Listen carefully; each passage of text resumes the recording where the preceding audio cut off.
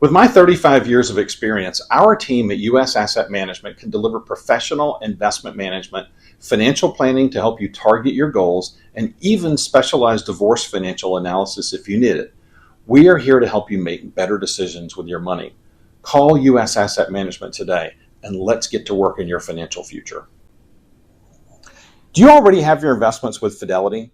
I'm David Cross with US Asset Management. Did you know that you can assign your investment management to my team and put my 35 years of experience to work for you? You simply assign us as your investment manager and you keep the same username and password.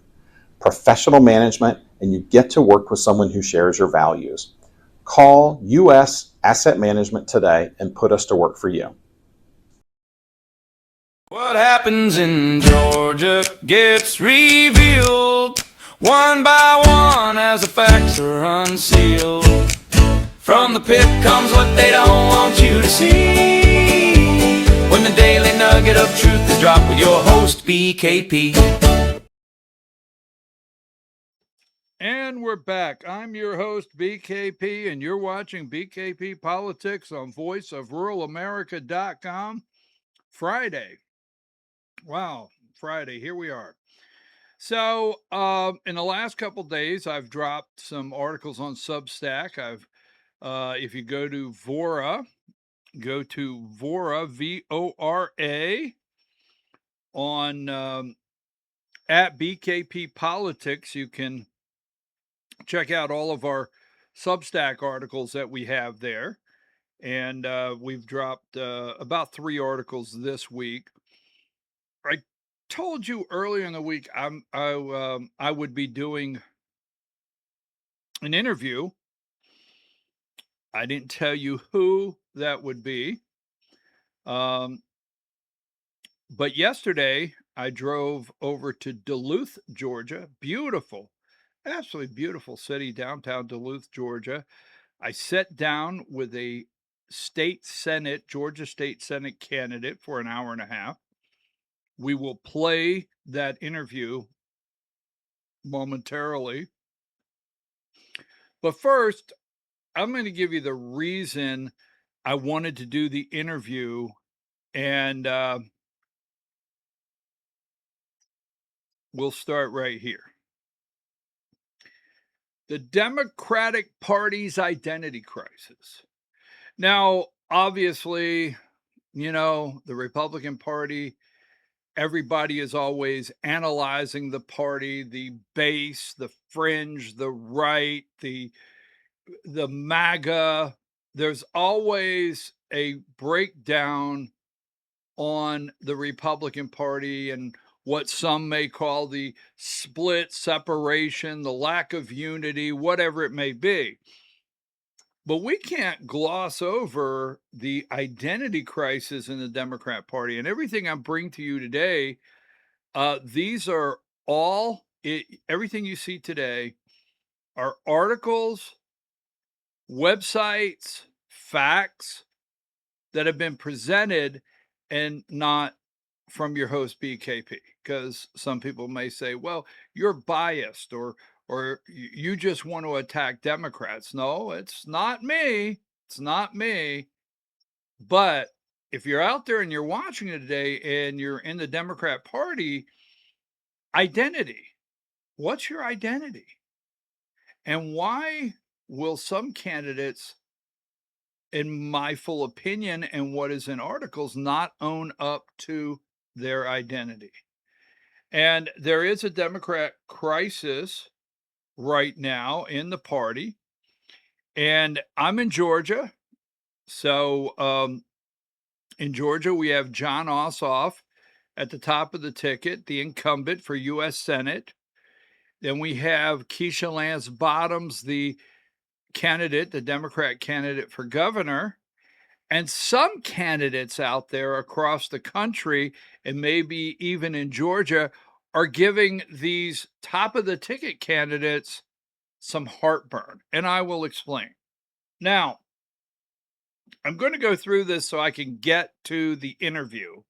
And I'm going to attempt to pronounce names correctly. All right. It's not my intention to mispronounce anybody's name. This is Zoran Mondani, all right? And I'm going to link everything together. And Dem leaders, this is New York Post, Dem leaders, experts admit that fueled New Yorkers' socialist surge, all right? Experts admit what fueled New Yorkers' socialist surge, and it wasn't affordability pledge. Sorry, wasn't affordability pledge. Zoran Mondani's socialist cronies who swept last week's Democratic primaries boasted about affordability message. So we're going to start right here. And I'm going to show you how this ties into Georgia. Now, you have the Democrat Socialist, but you actually have, and this is right from the website, the Democrat Socialist of America. All right. And join DSA today.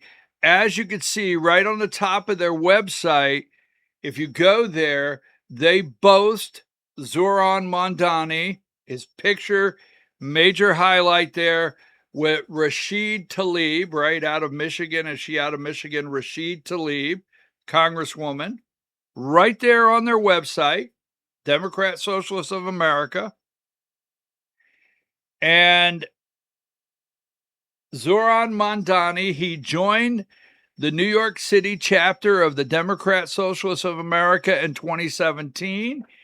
He has proudly embraced his membership throughout his political career. In fact, his recent upset victory to become the 112th mayor of New York City was heavily supported by the Democrat Socialist of America volunteer-powered campaign apparatus. All right. So now these are all facts, and I'm going to tie them all into. Now we don't have time to go into Graham. What is this gentleman's name? Graham Plattner up in Maine, who just backed out of the Democrat primary there. But this is CNN, and what I wanted to show you is, as you well know, I don't watch Fox News, and I don't dislike a lot of the networks. It's just I'm busy research, study, reading. I don't get into media manipulation, trying to carry a narrative or get me to believe something. You know that about me. But I want to show you these articles are coming from not Fox News, not Newsmax, not OAN, not One America's Voice or whatever that network is. That would be, people would immediately say, well, wait a minute, you're going to these far right, MAGA, networks, Republican networks. No, everything I'm showing you, as I started right out this morning, the podcast is from the New Yorker, right? You have the New York Post that some may, say is to the right, the Murdoch family. But this is all coming from places like CNN, right? Not a right-leaning network. This is coming from places like MSNBC or MS Now, and articles that are written not in what you would consider, the right-wing Republican side or Donald Trump side of the party, meaning they really have a crisis in the Democrat Party with identity. And here is CNN. I wanted to show you, this is CNN, how the 2026 primaries are shaping up the Democrat Party. All right. Now, here is an NBC article. Just want to show you, these are not Fox News. NBC article. The results pushed long, hard tensions into public view once again. Some of the establishment called for candidates to stop identifying as Democrats and instead start their own party, and they detest its leadership. So if they detest their leadership so much, so if you detest the leadership so much, the Democrat Socialist, start your own party. Stop trying to identify as a Democrat. Others even accused Mondani of trying to blow up the party. All right. So Democrats going into the midterms, we're going into the midterms. All the networks talk about the Republicans struggling to go into the midterms. But what is the identity of the Democrat Party going into the midterms? And can they run away? Can they run away from some of the things that are being said out there by people that are candidates on their ticket as Democrats? Now, some will give you examples of Republicans that have been on the ticket nationwide. And I get it. I mean, there is some truth there. But this is an entire party identity crisis that they're dealing with. So this is NBC. Now, this gentleman here, and again, I told you I'm going to try to pronounce all the names correctly. This gentleman here, he is running for Senate, U.S. Senate in Michigan. And just 1 minute, please, here. And his name is Abdul Assad. I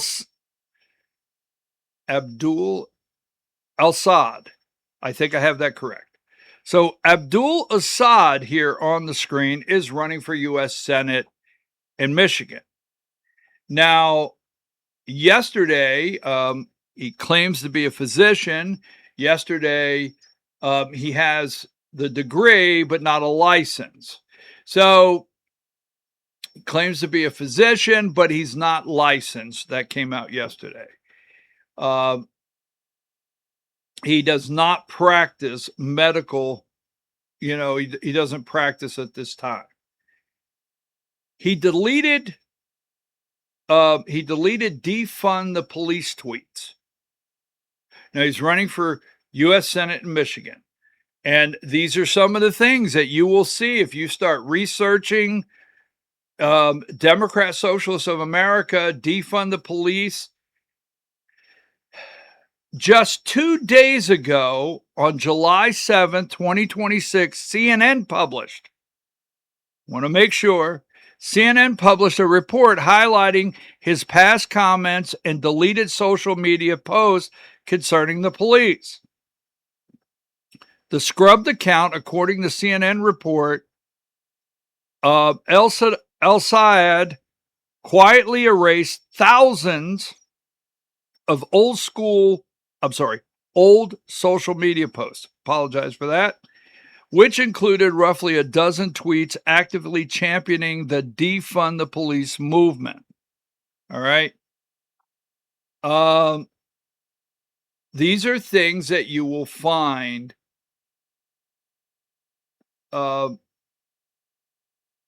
despite his recent claims that he never called for defunding the review of the 2020 interview and the deleted tweets, such as one from June 2020, stated, fixing that is what the defund movement is about.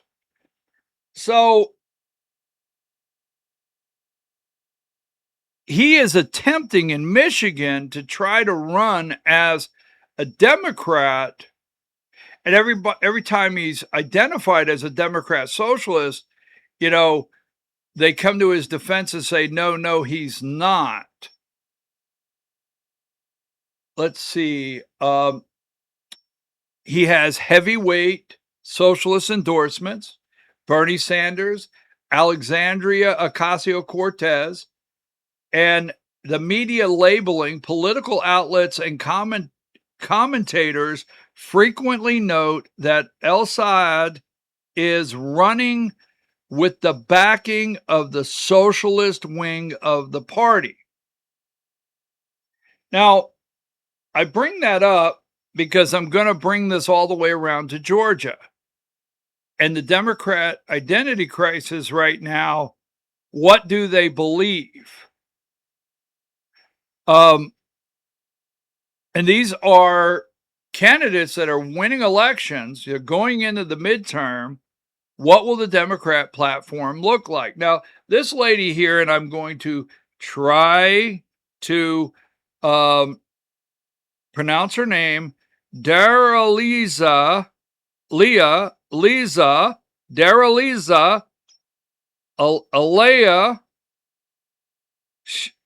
Chevalier.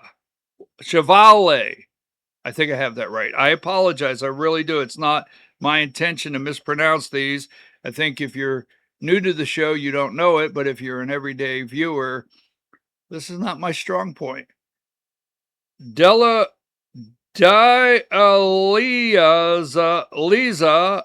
Allah Shalava. I think I have it, but my apology to this candidate and anyone out there. This lady won the primary June 23rd in New York, District 13. District 13, Congress. This lady will end up being the congresswoman from the 13th District of New York. Now, she secured the Democrat nomination for New York Congressional District in late June. So let's go over this lady just a little bit here. This is from NBC, right? Not, again, far right-leaning. Democrat Socialists win big in New York primaries. Now, she has obviously been endorsed by Zoran Mondani. She's one of the endorsed candidates.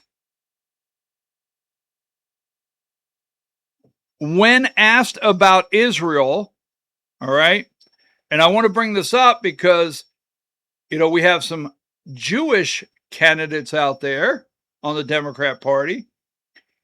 She reposted a response to a prompt asking for her reaction. Israel suddenly disappears, the report read. Her response, trick question, Israel doesn't exist. So on the Democrat Socialist of America, these candidates and a platform, I don't know if they have actually written this out. I do not have that. But these Democrat Socialists of America and the Democrat Socialists, Israel doesn't exist. Okay? She has made many comments about abolishing police and defunding the movements, borders and immigration. She reposted messages declaring, yes, literally abolish the border and all deportation is wrong. This is what this lady said. Economic and Marxist commentary. She's made a lot of Marxist comments. The American flag. This lady made a comment one time about the American flag in a widely circulated tweet that her critics categorize as anti-American. She wrote, I forgot to get napkins, so I just wiped my hands on the American flag behind me. Now, if everything I'm saying here on the Republican side, there's outcry, and I see it all the time, of why don't you condemn this action? Why don't you condemn this action? So when you talk to some of these candidates and they won't identify as Democrat Socialist of America or affiliation, if they don't believe this, is all I'm saying, why don't they condemn it? And you will see what I'm talking about later. Now, obviously, this lady,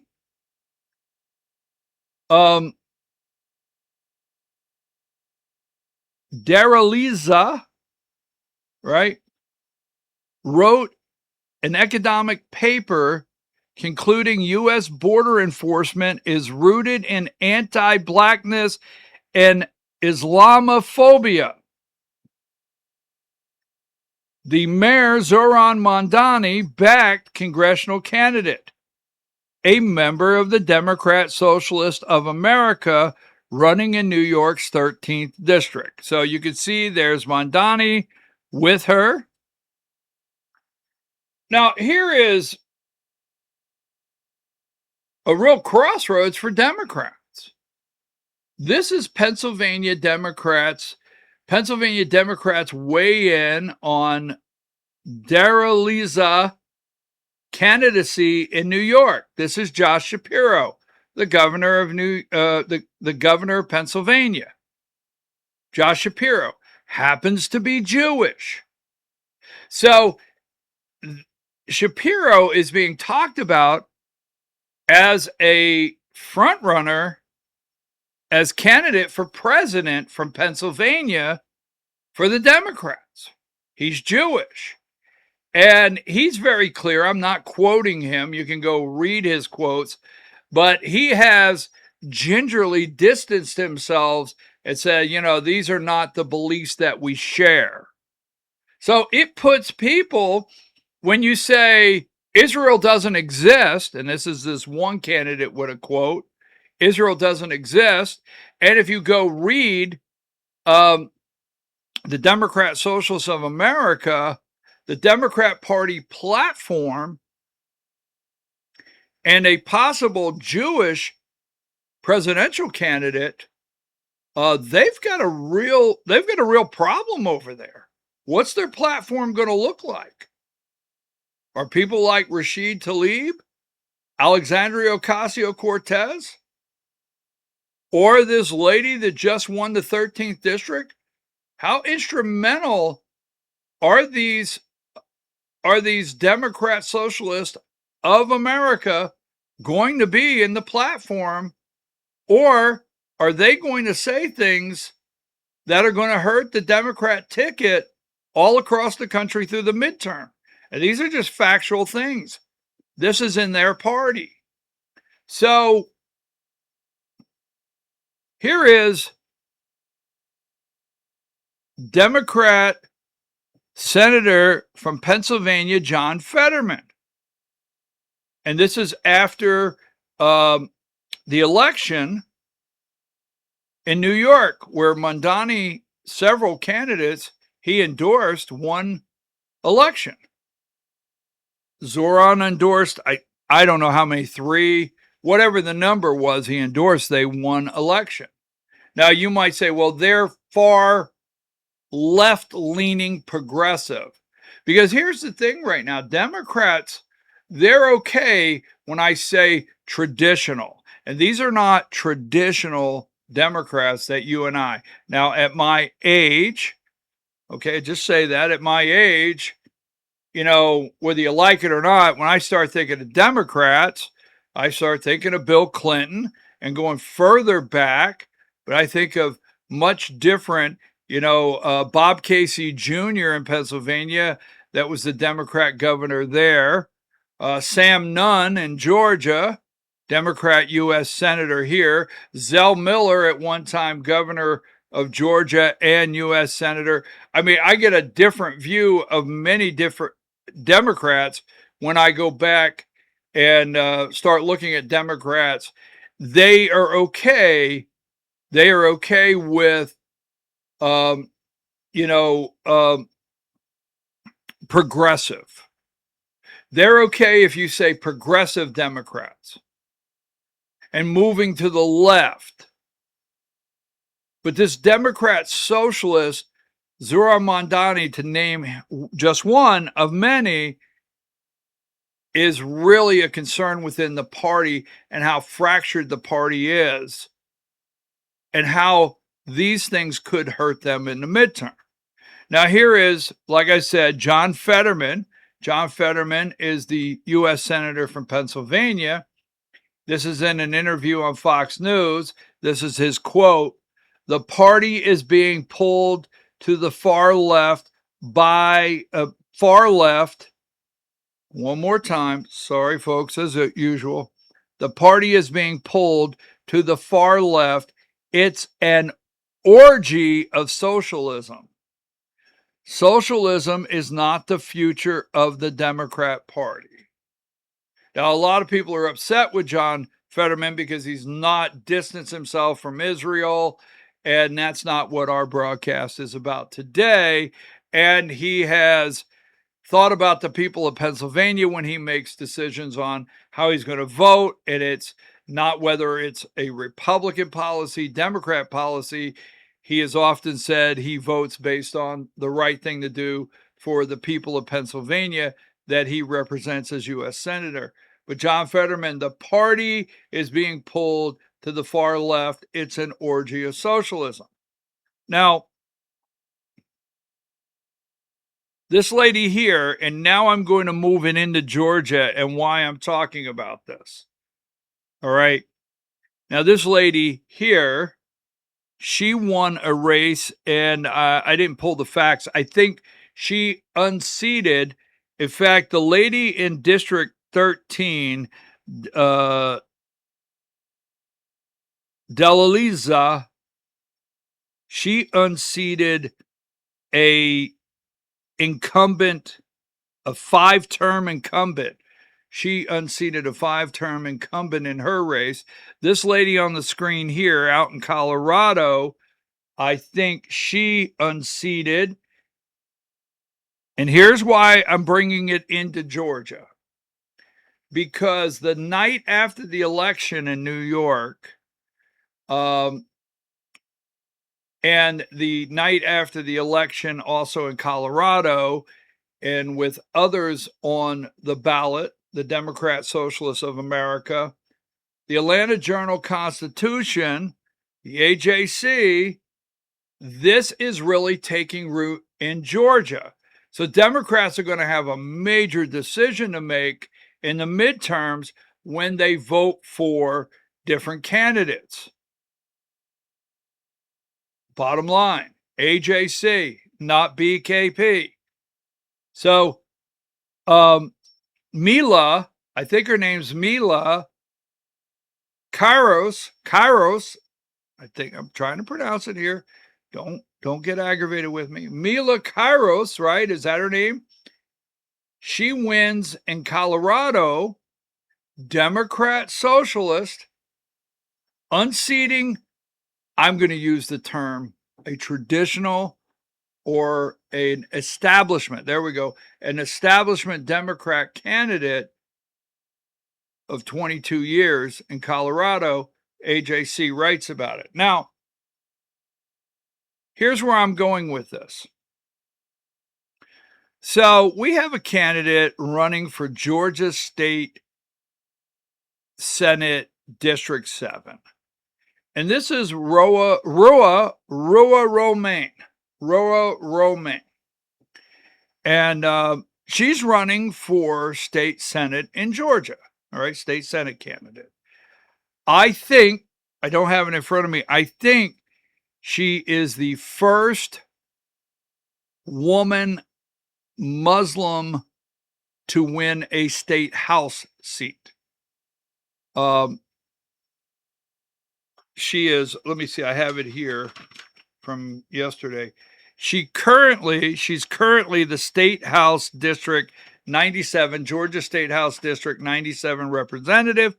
She did step out and was going to run for governor. All right. She was going to run for governor. She has national presence. She's been in the media multiple times. And she is running again for state Senate over in Duluth, Suwanee, Lawrenceville, that area, on the Democrat ticket. And she's endorsed by Bernie Sanders, Alexandria Ocasio-Cortez. This is her website.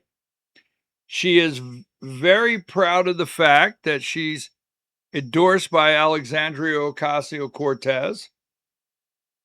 And I have an interview, I can tell you now, I have an interview with Roa Roman that we're going to play in a minute. I have established yesterday that she did go door knocking in New York City. She went up there as a volunteer. I cannot look you in the eye and tell you, because I will tell you this: Zohran Mamdani, a member and the face of, for the most part, the Democratic Socialists of America. They have it right on their website. And the Democrat Socialists of America, as you read earlier, you could go look these things up for yourself, played a big role in activating volunteers to door knock. Now, I cannot look at you and tell you that she went to New York and door knocked for Zohran Mamdani while running for mayor as a volunteer for the Democrat Socialists of America. I can't do that. I don't know that. But I do know she went and volunteered, and I do know she was there the night of the election. She's confirmed that to me, and here she is, very proud to know. And I also can confirm she's not just in a line meeting Mayor Mamdani. She knows him, he knows her. That I can confirm. So this is Our Revolution. This is an organization that spun out of Bernie Sanders for president. This is Our Revolution. Revolution Report. The battle for primaries is now. You can see many people they have listed there. They have they're supporting Assad. Is that his name? Up in Michigan. They supported the lady from the 13th district there, Delaliza, in New York. They supported Mila out in Colorado. I think that's her name. And they've also endorsed Our Revolution endorsement. They've also endorsed Rua Romaine in Georgia. So with all this going on, what's this got to do with Georgia? And knowing that she has a national presence from the DNC, the uncommitted delegates, all the way there, she has spoke at the Young Democrats, Democrat Socialists of America group. She spoke there before. She was running for governor. She went to New York to campaign for Zohran Mamdani. So I thought with all the Democrat identity crisis that I could sit down with her and talk to her about, hey, explain this to me. And, I will say, when you look at their platform, it's, to me, it's quite scary. It's the word to me. If I read it, it unnerves me to look at their platform, some of the things that they support. Now, let me remind you, Jon Ossoff is Jewish. U.S. Senator from Georgia, Jon Ossoff, the first Jewish U.S. Senator. I just talked a minute ago that Josh Shapiro, Jewish governor, Democrat governor from Pennsylvania, may be their candidate for president. Jon Ossoff is Jewish. Where does Jon Ossoff come down as far as his party, what he supports, the identity of his party? And does he separate from some of these things that they on the platform? Now, these are young people. These are young people gravitating to this. This is not a group that is just out there and, it's a flash. It is not a flash. Democrats are struggling on how to deal with this. The Elizabeth Warren, the Chuck Schumer, many others in the Democrat Party, they're trying to figure out now how to deal with this. Because remember, they don't have Nancy Pelosi anymore. And I will say this, when the squad, remember the squad? And everybody thought that Nancy Pelosi would lose control of the House because of the squad, Alexandria Ocasio-Cortez and Rashid Tlaib and others. But Nancy Pelosi, the strength that she had as Speaker of the House for the Democrats, I mean, she pulled them in, she controlled things. But right now, I don't see Hakeem Jeffries. I don't see Chuck Schumer. I don't see Kathy Hochul. Remember Kathy Hochul, the governor of New York, waited till like the last minute to endorse Mondani. I don't see Gretchen Whitmer. I don't even see Gavin Newsom. I don't even see Pritzker in Illinois. This is a major issue and a crisis in their party and their identity. What's the identity of the party and the platform going to be? Now, I want to show you something here. This is an article that came out yesterday. And just to give you an example, this is, you can go find this article. It's called the City Journal. You can go find it for yourself.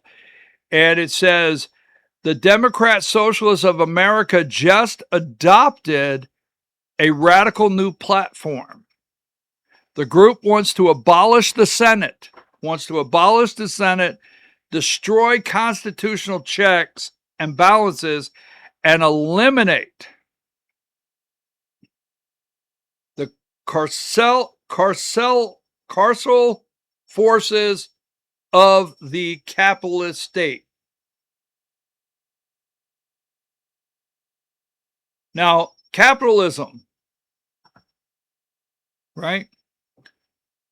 Now, there's an argument to be made with the tech industry.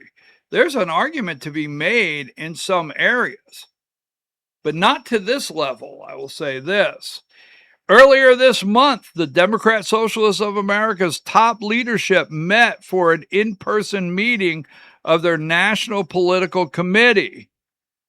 The DSA governing authority, the result of the meeting was workers deserve more. A rebooted platform for the organization featuring a host of radical proposals. The document commits DSA to scrapping the U.S. Senate, abolishing the carceral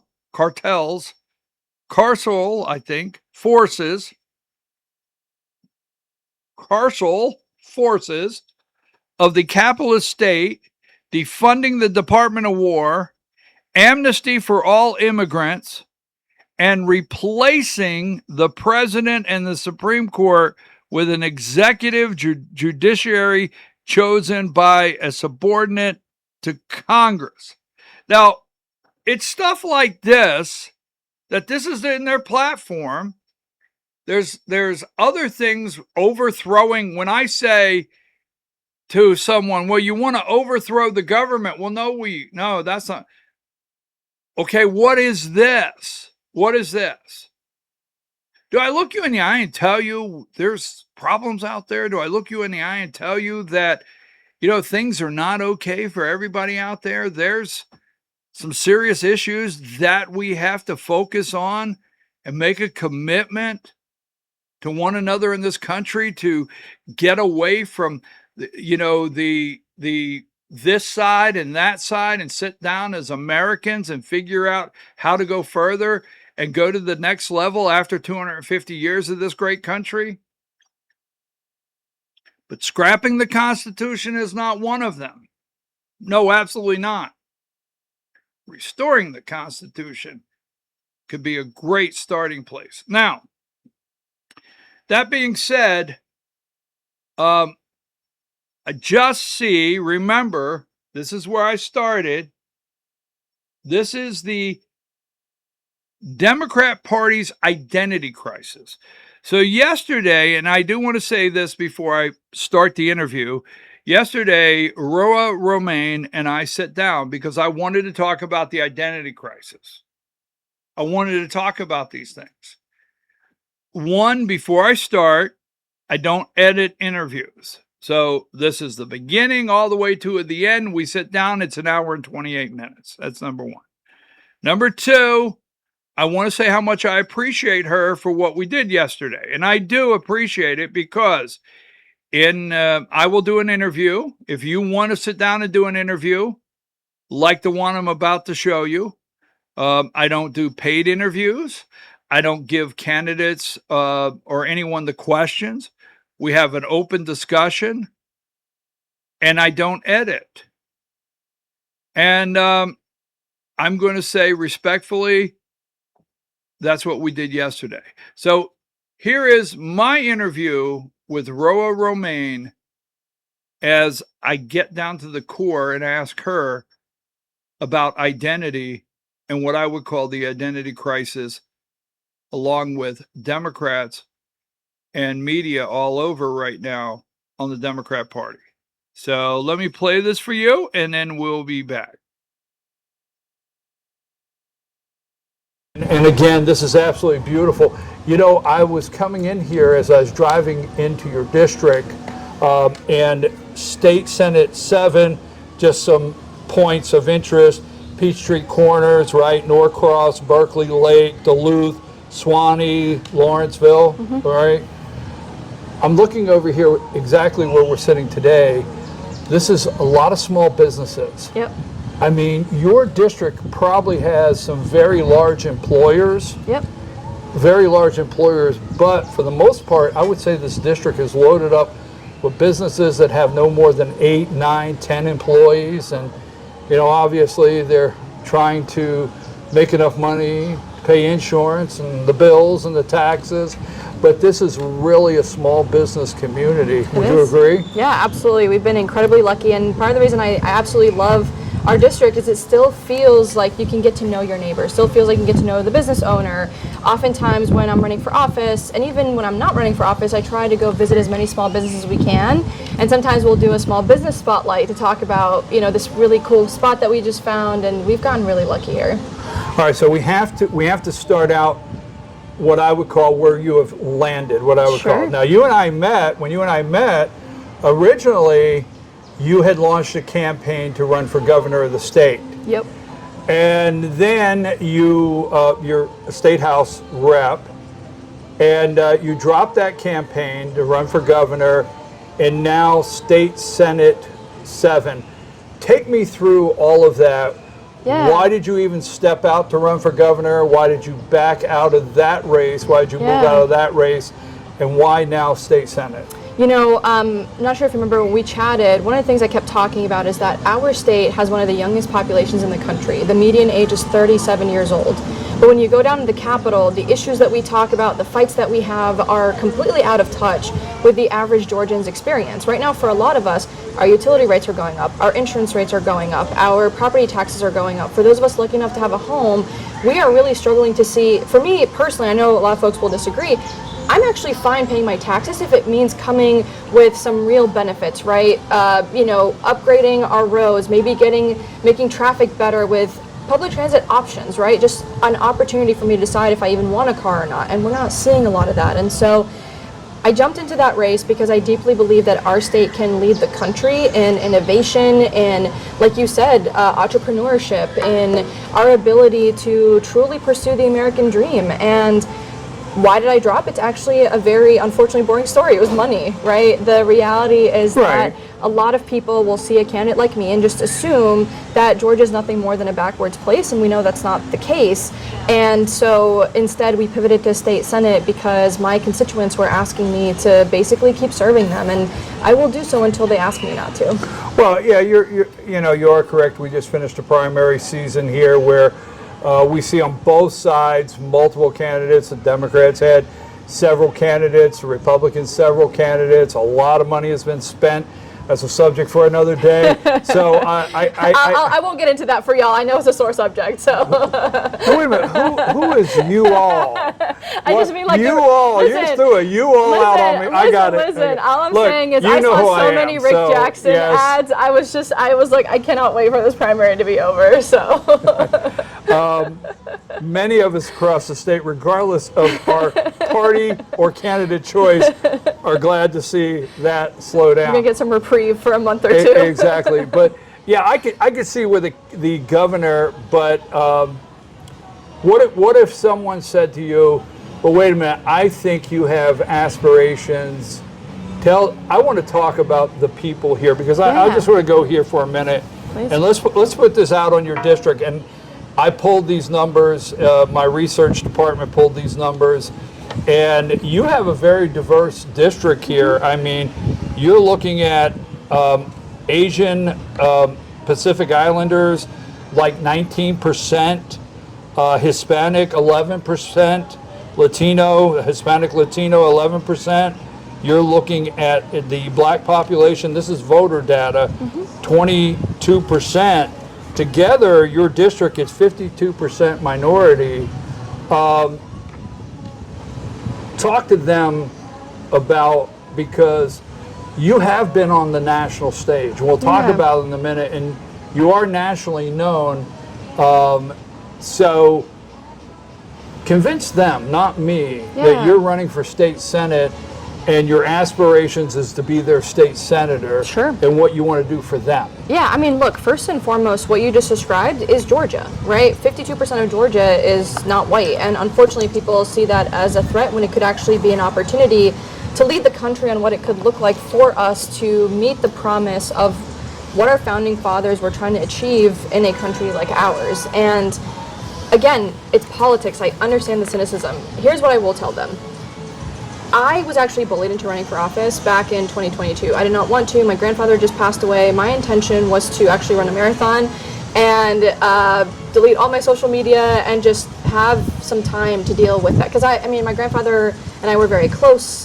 He had a lot of grandkids, but people kind of always knew that we were just, we were really close, and I was his favorite. And so at the time, I remember this had become an open seat because of the redrawing of the maps. There was a lot of conversation about who should run where.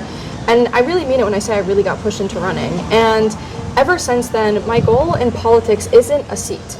So when people saw me run for governor, as an example, the goal was not a seat. If you notice, and for those who did follow the Democratic primary, part of the reason that I chose to sort of, one, give Keisha a chance and also lean the way that I did was because I had heard from voters all around the state, and it's not exaggeration, doesn't matter if you were rural, urban, suburban, doesn't matter if you were right or left, doesn't matter what your politics were, some real concerns about data centers. And people were really upset about them, and it really felt like nobody wanted to talk about it. And so my hope for people watching this is that if they see me make some of these, people would argue crazy moves, that it's because I'm noticing something that everybody else is ignoring, and in that moment of desperation, to me, it's like, how can I bring attention to this thing? And a lot of times it's, like you said, and again, unfortunately, this is where people kind of see my identity and put me in a specific hole, which is that, yes, I became nationally known. I wish I hadn't become nationally known, but now that I am, I have a responsibility to use that platform for the betterment of Georgians all around our state. Okay, so I'm going to build on that in just a minute. Nationally known and your identity. You've said that, and usually what I do in an interview is I go in the direction and things that you might say. But let me say this. You said data centers, and no matter what side of the aisle, okay, it doesn't matter for me. When I'm studying politics and I'm studying a politician and they're out there campaigning, I always watch for those that, what I call, dial in to emotional, populist campaign issues. And that's an emotional, populist campaign issue right now. You've dialed into it. You say they were talking about it. I've seen others do that. Come out from under that. Talk about this district. What are like 5 of the things, like for these voters, the demographic, these small business owners, that as a state senator, you want to go under the gold dome, you want to make a difference on the state senate floor. It's different over there than the House. Absolutely. Much different. You got a bigger region. Zero in on these small business owners and the people that live here. So you've got, the residents obviously have been really struggling with their utility bills. I know we heard from Georgia Power they're freezing rates, but I did the analysis myself on my own utility bills to show that every single year the sort of per kilowatt expense has actually been going up. Even in years where there was a quote-unquote freeze, we still haven't been able to actually see that. And also, freezing somebody's rates when it's expensive doesn't really help alleviate some of that pressure that's happening. So you've got issues like utility rates. Folks up here, and I know your audience is not going to like this, but it's true, there has been a lot of fear around ICE and ICE detentions because a lot of it has been extremely arbitrary. They haven't gotten any rhyme or reason as to who is being targeted, why they're being targeted. So we've seen a lot of concern around ICE. And so how do we protect, for example, what I call really sensitive areas, right? Schools, hospitals, places of worship, where I think these are such sensitive community spaces that why are we willing to disrupt, where people might be at their most vulnerable in a situation like that?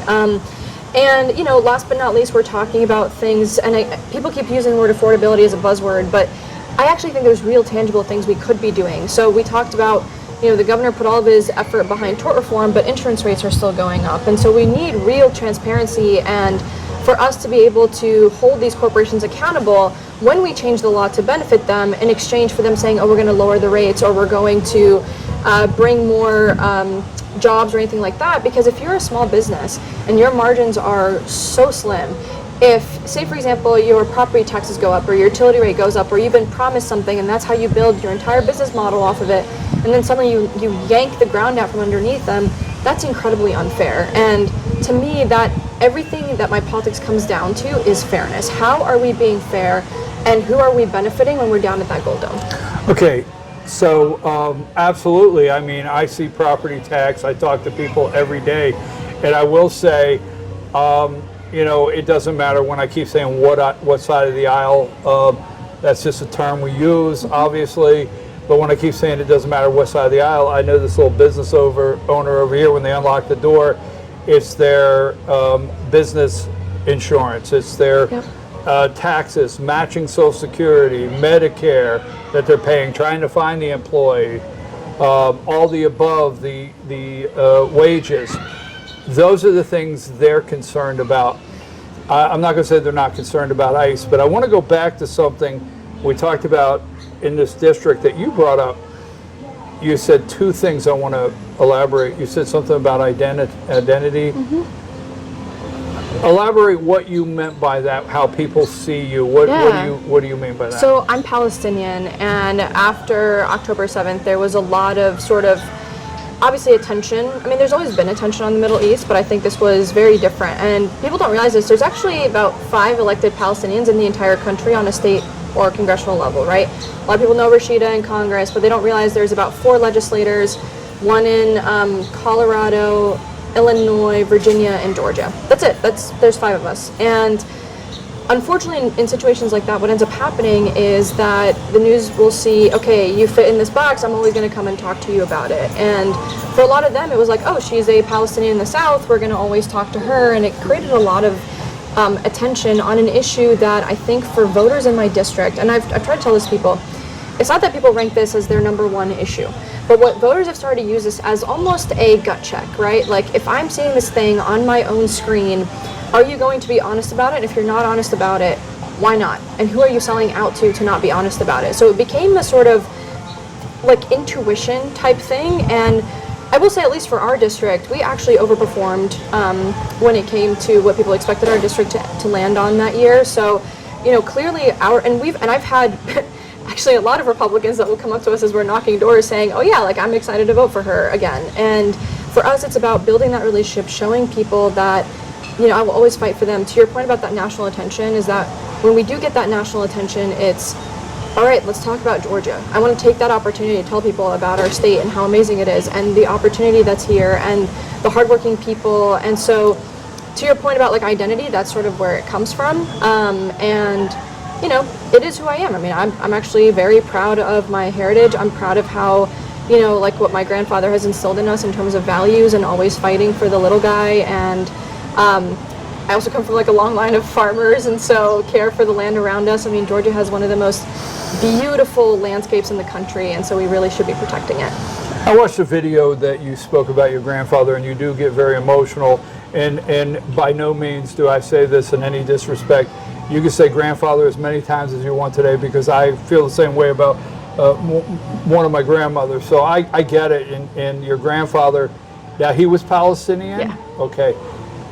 For the people out there, and the reason is I don't think you should have to explain too much, but at the same time, I think your voters deserve to have some answers on some things that the media brings up, not Sure. me. Yeah. I mean, every single thing I have here today, I will guarantee you, Yeah. I found in an article, Sure. I found in the media, Yeah. and it's what they're carrying on a Absolutely. daily basis. So your voters out here, you know, they're wondering, okay, is she this, is she that, does she Sure. believe this or that? Yeah. You were born in Jordan though, Yes. right? Correct? Yeah. I moved here Okay. when I was 8 years old. So I'm not questioning it, but is that not Jordanian? I mean, how does that No. work? So even in Jordan, people will know us as Palestinian, right? Okay. It's based on like your last name. It's based off of, you know, people trace. You know, there's like a common thing where you can actually like name your grandparents back how many generations. Okay. And so my grandfather was born in what was known then as Palestine. He lost everything, and so both sides of my family actually ended up settling in Jordan. But if you look at, for example, how you are identified, you know, culturally, socially within the country of Jordan, people will know you as Palestinian. Okay, so jokingly, and I think you know me. I mean, you and I have talked. You visit my stuff. You see my posts. We Yeah. follow each other on X. I've been told to get a life from my kids. Like, Dad, there's something other than politics. Okay. Yeah. My wife has accused me of not listening unless she says politics. Okay. That being said, I don't know why I pay attention to everything. Sure. When you say national spotlight, I'm going to question a little bit, like, what I looked at, it's almost like you asked to be in the national spotlight. You got involved in the uncommitted movement. Sure. You put yourself forward Yeah. at the DNC. Yeah. I did not actually put myself forward. The- So that's the story. Well, Okay. the article says someone else put you forward. They voted you forward, I guess, or something. Yeah, so I can definitely Right. get into that in a second. But yeah, what were the other things? Go ahead. Oh, no, Yeah, no. yeah. I mean, before we go there, Sure. it's like I watched this lady, and I don't recall her name, out in Colorado that just won a primary for a House seat, unseated a Democrat I'm not that had familiar been with there. that She had this Oh, yeah, in Congress. Yes. Yeah, Milad. Yep. Mila, right? Yep, Yes, Mila. Mila. In Colorado, the Yeah. Democrat, 22 years or something, unseated. You have New York, Mondani just endorsed 6 candidates that won all 6 races. Yeah. We have a guy up in Michigan running for Senate. So I'm following all of this, and Democrat Socialist is the word. Sure. So in Georgia, you know, I see people say Democrat, and then Democrat Socialist, and then Democrat Socialist of America. Okay. I hate to put it like this, but how do you identify? Yeah, I mean, it's actually funny because this has become a topic of conversation, and I tell folks all the time, I am not good with labels. I've never been good with labels. I've never been someone who's like, I pledge allegiance to any particular group. To me, it's about what is right and what is wrong. And for me, I think the thing that I've become very sort of comfortable identifying with, it's like a label that I'm starting to see a lot more of, is a Southern Democrat. Oftentimes, Southern Democrats are the people who are most connected to their communities, the ones who tend to fight on, I think you call them populist issues, but really it's about knocking doors and getting to know your neighbor. That, at its core of everything that I do, is, am I getting to know my neighbor, and am I putting those people first? If you ask my team, I will always make time to knock doors myself. I will always make time to do town halls at least once a month during session, once a quarter outside of session. And again, I know people are going to try to label me. I mean, I've seen it all. I've seen people use some very, terrible language. They've also called me a terrorist. They've called me a socialist. They've called me a communist. They've called me, whatever. And if they really want to label me, I hope they'll label me as a Southern Democrat. And it's after the, Dr. King's model, who's literally said, call it, democracy or call it democratic socialism, but there needs to be a better distribution of wealth for all of God's children. Well, wait a minute. Let me say this. So, first of all, I don't advocate any attack, and okay. at no time whatsoever. And I keep saying this, but there's going to be people say today to me, and hey, why did you even sit down with her? There's going to be people say to you, why did you even sit down with this guy? I sit down with everybody. I do the same thing. I do the same thing. I'm an elected official. I represent, I everyone. keep telling people Yeah. one of the problems we have today is we don't have the conversation. Yeah. Have the conversation. Don't be ugly. Talk to each other. Don't treat Yeah. each other bad.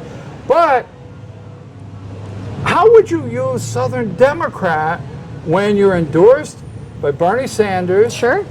You're endorsed by Alexandria Ocasio-Cortez. Yeah. You flew to Queens to celebrate with Zoran Mondani. I was actually door knocking for a week, but yes. Okay, yes. but you Sure. were there. I'll be going well, to not Michigan. only I mean, look, I'll tell you went I'm and going door to knocked Michigan. for him. Yes. Democrat, Yes. Socialist of Yes. America. Yeah. Right? Sure. You are endorsed by the revolution, Yeah. but you didn't put their endorsement on your website. Why not? Oh, it's because we just genuinely haven't had time. They're on my page. If you look at my social media, they're on my social media. Okay. As you know, updating websites can be a pain. We're going to actually go through and update all of the endorsements that we got. We actually got a bunch of them last minute. And as you know, during campaign season, it's just not humanly possible to do all the emails, all the websites, all the whatever when you're a small team. But look, I'm going, I have co-sponsored legislation with Republicans. Nobody calls me a Republican. I have worked on issues with people across the entire political spectrum. And if somebody says, hey, you and I agree that people should be paid a living wage if they're working full time, that they should have health care, that they should be able to afford a roof over their head, I welcome their support. That's how you build a coalition. It's by going to the people that go and look at the system and say, hey, this is rigged, we got to do something about it. And if tomorrow one of my Republican colleagues says, hey, I think you're great and I want to come up to your district and do a campaign event for you because I think that we do need to do something about these data centers, I welcome them to my district. I welcome them if they say, hey, right now our small businesses are really struggling and I really support the policy that you've had around, right now for a lot of people that get government contracts, it's who knows the most people, who's paid the most money, and when it comes to campaign funds. No, there are some amazing small businesses that provide excellent customer service. Why are they not in the pool of potential vendors for government contracts and things like that? And so if someone comes to me and says, I want to make government more efficient, I want our tax dollars to be more efficient, and I would love to work with you and help you to get elected again, I welcome them to the fold. Right now, the people who are doing the most on that front and who are actively, saying the system is rigged, those are the people, and so I'm going to welcome their support. I don't have a problem with that. Oh, and by the way, really quickly, Abdul is not DSA. Abdul is very much not DSA. He's actually just your typical Democrat, so, but yeah. Who's Abdul? Syed in Michigan. Oh, Syed? Yeah. Okay. A New York Post article when I was sitting there reading just popped up that said he's not a physician either. I mean, he did from my understanding, he was doing residency, and then he dropped out because of an incident he saw where somebody was trying to get healthcare. She was like an alcoholic or something. But either way, from my understanding, he was a practicing physician, can practice if he wanted to, but does not. Okay.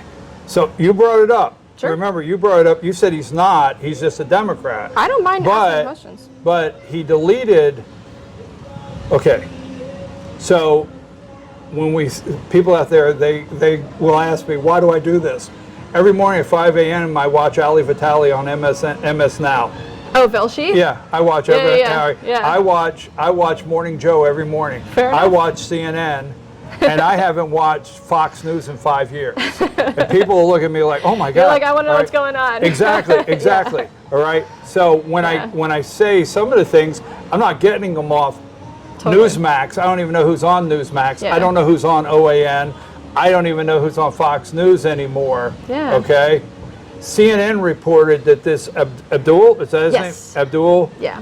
shot, say his last name. El Sayed. El Sayed. Thank Yeah, you. of Thank you for course. helping me. Yeah. El Sayed. He deleted all of his posts where he wanted to defund the police. Sure. But when you say sure, why? I've never deleted a post. I tell people all the time, everything I do's on tape. I don't Fair. delete. It's out there. I get people say, well, you said this and you said that. Yeah. And I have been known to say a controversial thing or two. Look, I haven't actually had a chance to ask him about this part in particular. I don't know. Like, I don't know why somebody is going to delete something versus not delete something. I'll tell you this. When Elon Musk first took over X, I actually deleted my Twitter. And so it's not because everything got deleted, right? It's not that I can't speak to him in particular. What I can speak to my personal experience is that I don't know if that's maybe why he did it, if maybe he just left the platform altogether, but you I brought don't his know. name up and defended him just a minute ago. Oh, no, I'm saying that he's not DSA. Right. Like, he's just but not he's just DSA. a Democrat. Yeah. Okay, but Sure. some of the things that he is campaigning on. I have a question. Answer me this. So I was on the DSA website. Okay. Okay. I was on the website.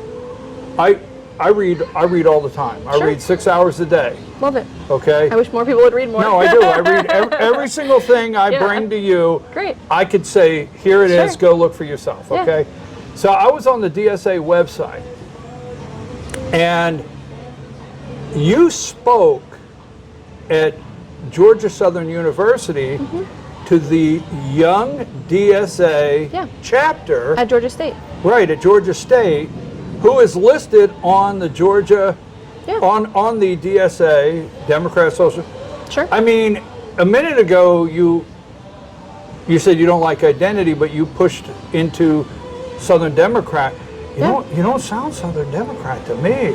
I mean, if you were to ask what makes Why did you speak Sure. there? I get invited everywhere. I mean, I've gone to, there's actually multiple conservative groups in my district. I've gone and spoken to them.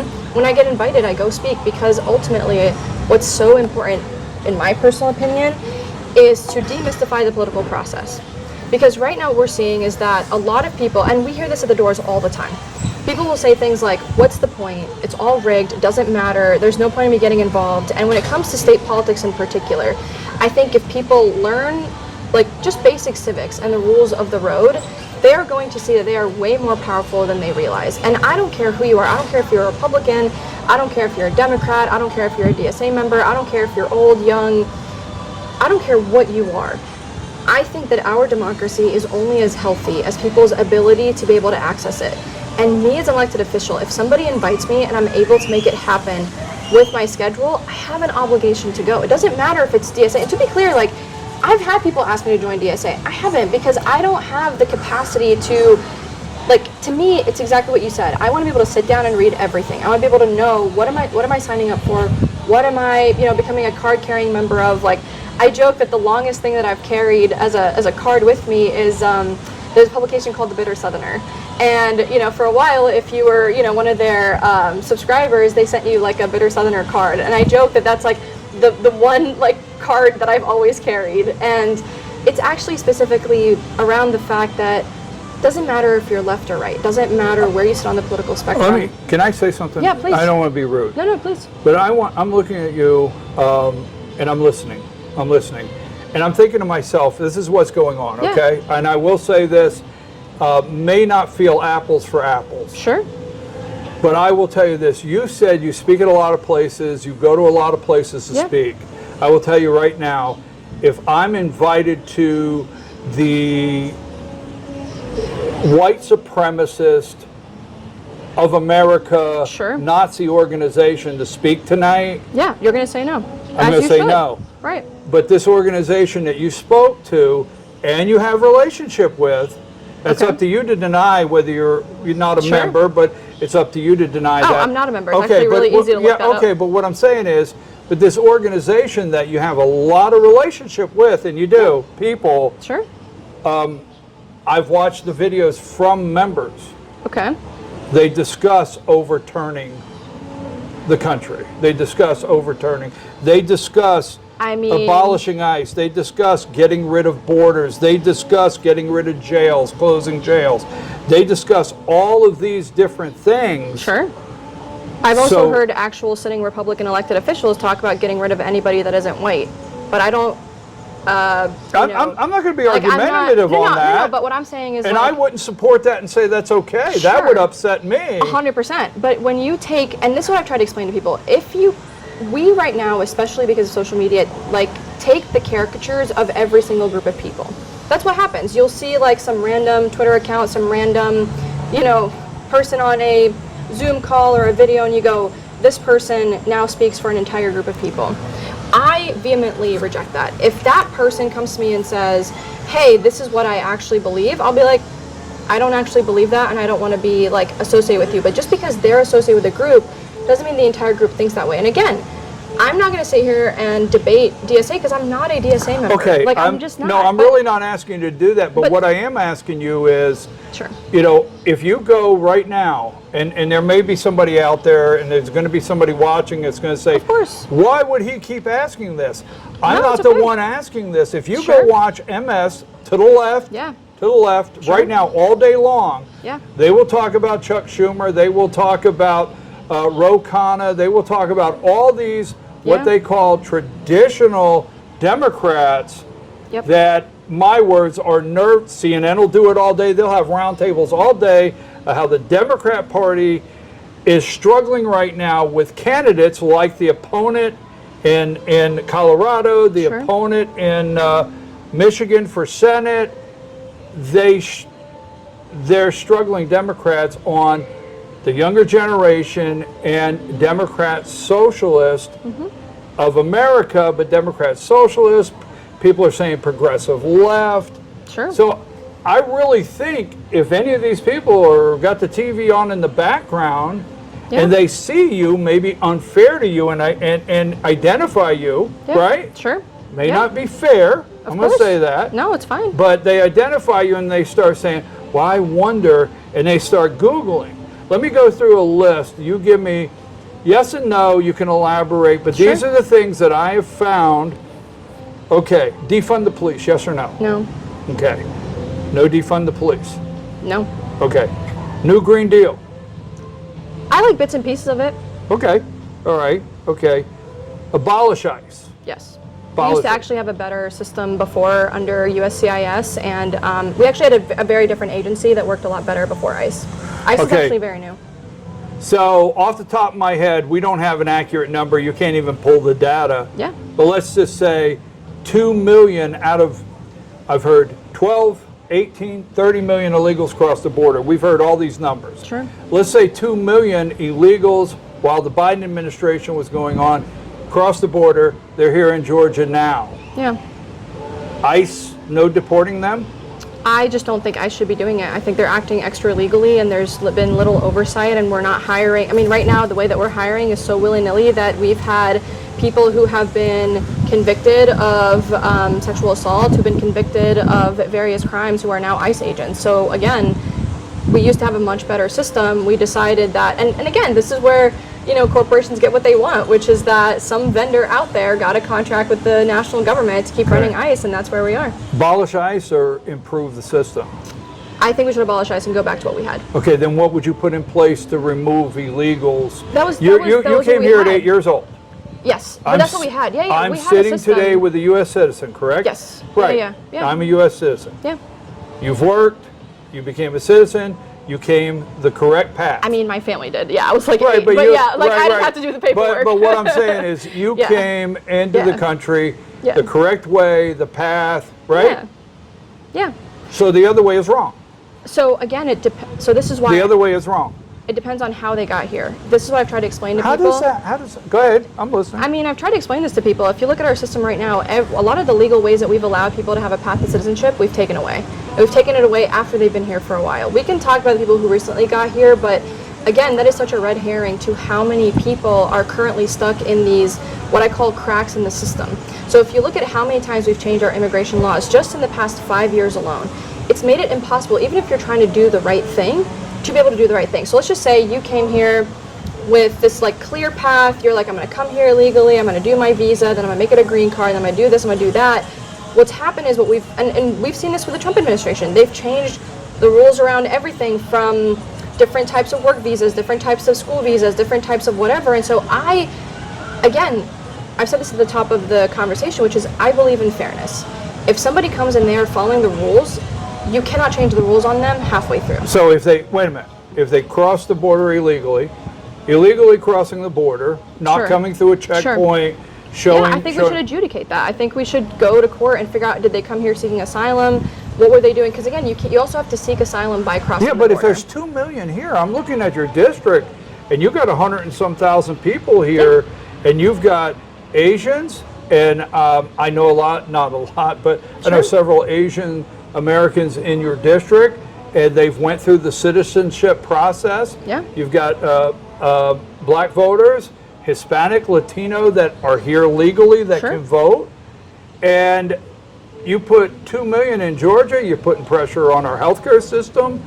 That's, 2 million? No, they're not 2 million in Georgia. There may be 2 million No, illegals. there's not. Okay, There's no way. What do you say? There's no way, because that's about 20% of our population, and we haven't increased our population by 20%. All right, so, all right. Like, it's just basic math. Like, my point is, like... I'm just saying, where are they at? They're within, so, point. Sure. You make a good point. Now, our population, we will actually get an accurate population. We don't have that now in the 2030 census. Exactly, 4 years. So when you say we didn't increase that much, we both really don't know what we increased. Well, we also we actually do have, it's called the ACS, so it's almost like a mid-decade census, where it doesn't give you the full count, but it at least gives you an updated benchmark. And according to the updated benchmark, we're nowhere near that 20% increase. But you and I, the citizens, we should just absorb whatever it is. I don't care if it's 100,000. That's not what I'm saying at all. 500,000, 1 million, 2 million. We should absorb the healthcare costs. We should absorb that's actually the not what I'm housing. saying. You're saying that. I'm not saying those words. Those words did not come out of my mouth. Well, then where does that come from? I am I don't know. You said it, not me. What I'm explicitly saying is that here. They have to rent an apartment that a citizen can't rent. Hold on a second. Housing is not going up because of immigrants. I understand where that came from. And again, it was just misreading math. It actually ended up being like maybe 3%. I'm just saying it's an increase. They're illegal and it's an increased cost to you and I. And why should we continue those burdens on you and I, the citizens? Correct. Here's the thing, and I've said this from the very beginning. It's about fairness. If you want proper immigration in our country, there needs to be a standard system where the rules don't change every couple of years. Where, sure, it's like, what is it? We talked about this in the past. It's like a three-pronged system, right? You make sure there's a path to citizenship for those that have been here for basically most of their life.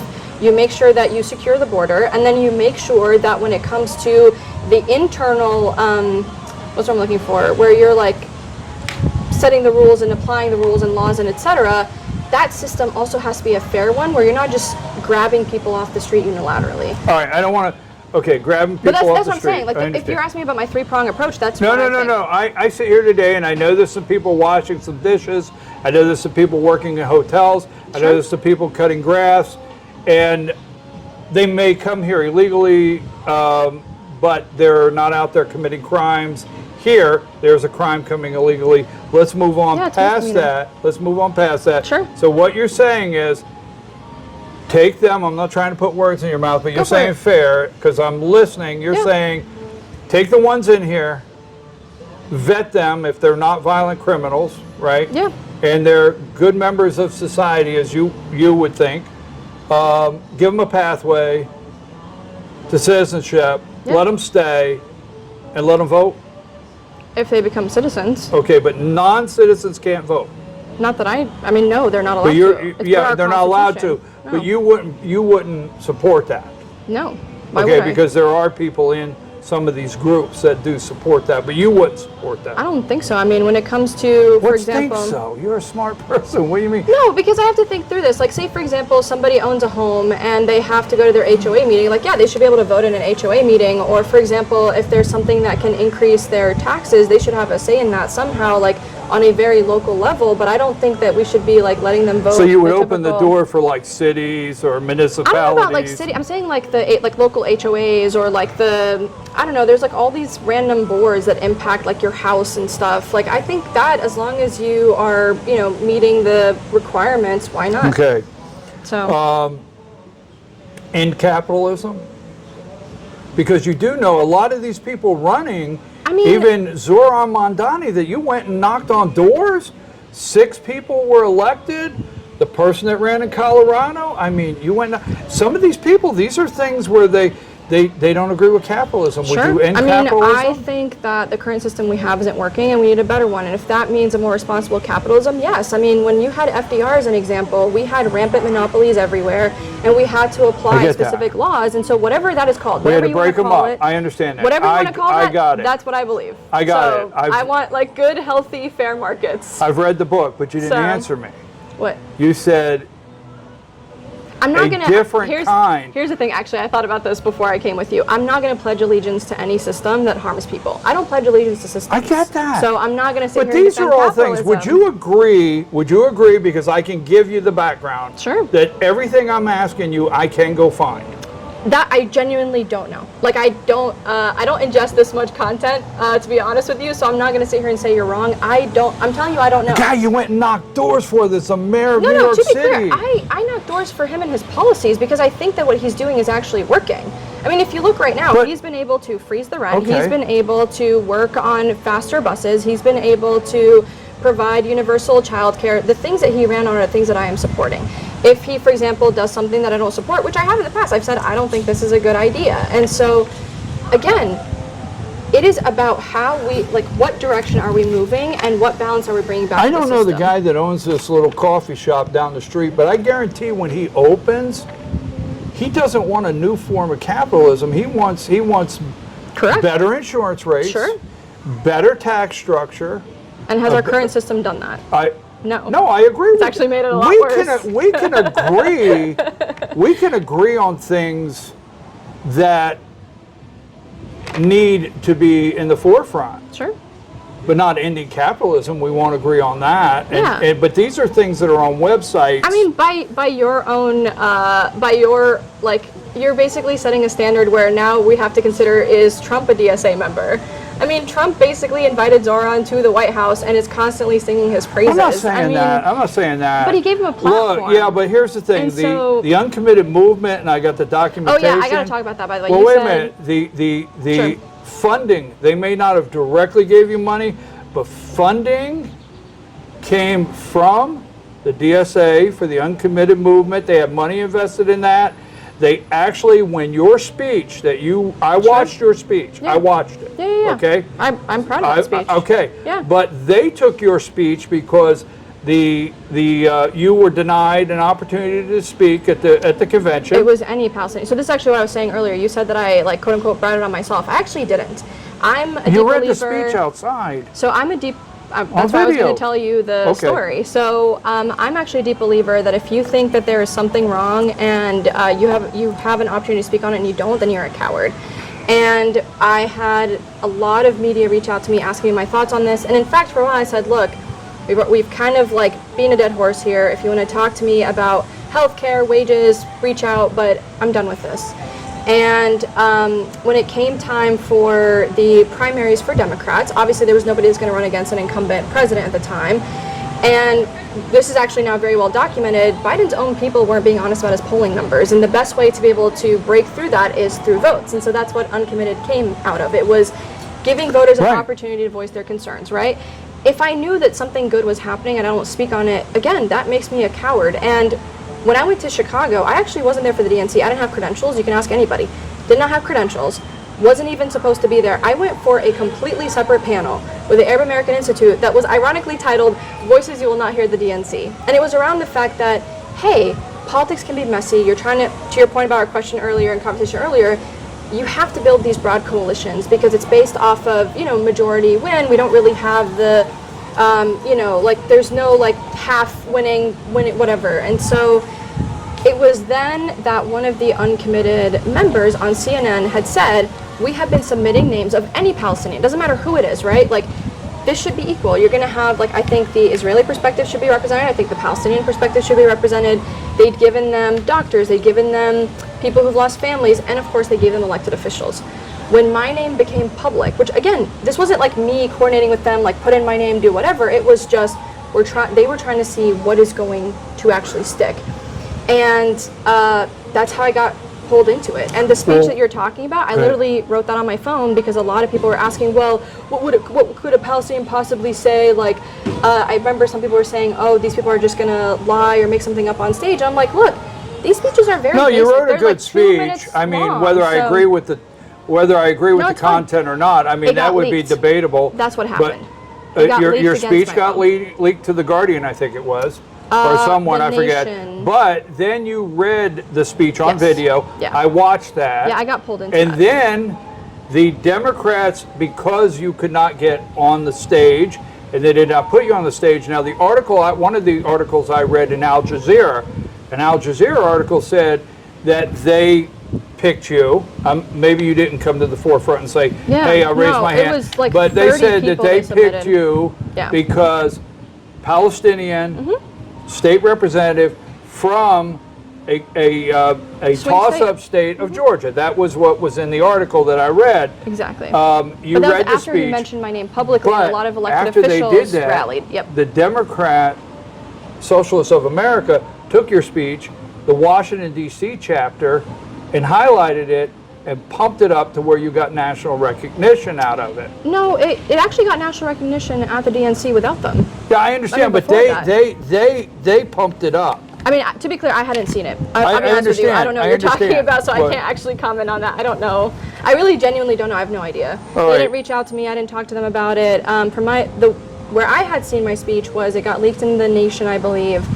Then it got published everywhere, and then from there we had some interviews. I think you mentioned MSM Now, whatever they're called. So we got an interview request from them and the Majority Report.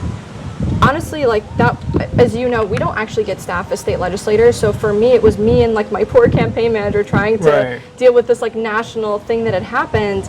But again, no, it was a thing that really blew up on its own because that was for members of Congress that were like, hey, this is messed up, but we also don't want some random person as a speaker. They were like, oh, elected official, let's all just coalesce around her, and that's how that happened. But no, I mean, look, there's a lot of things I wish could have gone differently that year, years prior, etc., on a lot of, literally a lot of issues. But I think ultimately what it came down to was I'm not going to ever be silent on something that I think is an injustice. All right. I just can't. Like, and here's the thing. I tell people this all the time. I have a lot of faults, but if there's one thing that I hope gives people some solace is that I am never somebody who can, like, keep their mouth shut or hide or do whatever. Like, that's just never been one of my strong suits. But for a lot of politicians, it is. Not for me. Free college. I think we should have a baseline of free college, like free technical college. And, like, we used to, when I went to, I mean, I ended up going to Oglethorpe on a scholarship, but, you know, there was a time where we had need-based scholarships for in-state tuition. I think that's pretty great. We should have that. We talked about illegals voting, and I don't want to say just free housing, but the websites that I read of people that have either endorsed you Sure. or you have spoke at their groups, Yeah. certain things they support. Housing, what would you say about affordable housing? What would you do there? So I actually want to, and I know this is going to sound very wonky, and I'm so sorry to your audience, but I actually want to decouple how we assess houses. I want the corporate-owned houses to be assessed differently than, you know, people-owned housing, because what we're seeing is a lot of these corporations will buy a home, and then they'll flip it. Sometimes they don't even flip it at all, and then they sell it to a shell company at a higher rate, and it jacks up all of the housing costs in that entire place. Meaning that when it comes time to assess your property taxes are going up, even though nothing around you has changed. And so what I want to do is I actually want to decouple that. I want to have two different ways of assessing homes and make the system a little bit fairer.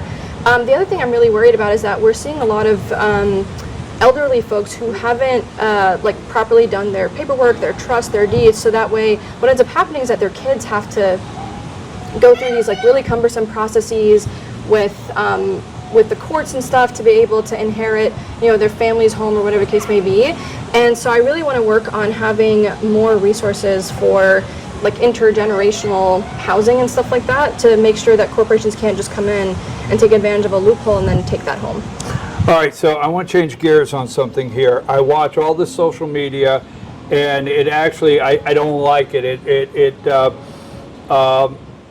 Anger, hate. I don't like it. I call them the nasties on my podcast. All right, because, you know, I get attacked, you get attacked. I get called names on one side, you get called names on another side. I think we both know that. I get called names on all sides. All sides? It's fun. Okay. But let me do this, because this is what I Sure. read. There's actually a caucus now called Sharia Free. Yeah. Okay. I've heard of them. Tell me, I want to give you the chance.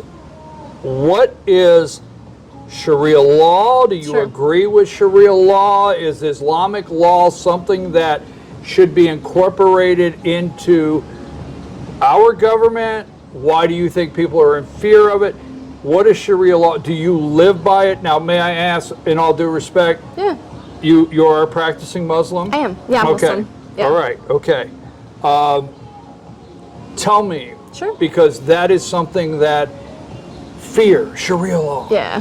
Talk about it. I mean, it's not new. Like I said, I moved here when I was 8 years old, unfortunately right after 9/11. And, you know, I remember, you know, I've been called everything under the sun. I've been called a terrorist. I've been called a sand N-word. I still get called those things. And when it comes to Sharia law specifically, and I want to be abundantly clear to your audience, I have no interest in ever putting forward any kind of like Sharia law bill, whatever.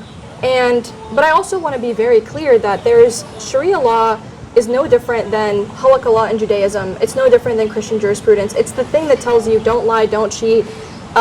There's actually a very strong like business ethos in my faith where it says like you shouldn't cheat customers, you shouldn't cheat your workers. So to me, it's like this is such a weird conversation because there's been 5 at this point elected Muslims in Georgia on a state level. Not a single one of us thinks about Sharia law. Not a single one of us has ever introduced legislation on Sharia Right. law. It's not a thing that I think about. But- It's like not even a thing in my like, I don't even know how to explain it. It's almost like somebody says, it's like somebody coming up to me and saying, your favorite football team is Georgia Tech, and I'm gonna make a law about your favorite team being Georgia Tech, and I'm like, I've never been a Tech, you're a Okay, Tech fan. I heard what you said, and I'm gonna take issue just with one thing. Go for it. Because you said it's much like this, and you started rolling out. Yeah, it is. But in Muslim countries, they live and they run their country and their legal system by Islamic law. I mean, you and I both know that countries and governments are incredibly corrupt, and I actually think that any kind of religious. When you say it's much like in America, you know, when you say, well, it's much like this. If No, you're you asked me about my talking faith. about, You asked me about my faith and my Okay. practice. I'm not talking about law. There's so- two different things. so There's people- systems of government, and there's so how if you people were practice state their faith. senator of the 7th district, Yeah. people don't have to worry that you're going to go No. and put a bill in place No. saying Sharia law. No. Or because part of your responsibility as a state senator is many of these And a state cities, representative, yeah. and many of these cities would ask you to introduce local legislation for them. Yeah. That happens all the time. So as a state senator, if one of the cities would want you to offer local legislation that was, against or not appropriate, you'd say no. If there was a city out here that said, hey, we want to institute these laws in our charter. Give me an example. I don't know, I'm just saying, I'm giving So, you, to may I tell say you- it like this, I'm giving you the opportunity Sure. to say, Yeah. Sharia law, hey, I get it. Yeah. I mean, I think this is going to sound weird to some people. I think that when we don't know about something, right, it's very easy to manipulate our thoughts about that thing, right? I don't disagree. Like, I can see the sky, so it's hard for us to debate the color of the sky, right? But if you can't see the sky and you've never seen the sky, then people can make up whatever they want about the sky. To your question about local legislation, the way we do it is that a city has to unanimously adopt something Right. before I put it forward. So, like, I did a tax exemption for Norcross. I've done tax exemptions because I've got 4 cities. Like our cities are split up. So, I've done them for, I think, Norcross, Duluth, and Peachtree Corners has come to me asking for legislation before, and my question to them has always been, I need to make sure, I need you to pass a unanimous resolution showing me that I'm not taking, someone's side over the other. Right. But that's actually the only thing we can do when it comes to cities is usually tax exemptions, or if like a district needs to be amended or updated or changed.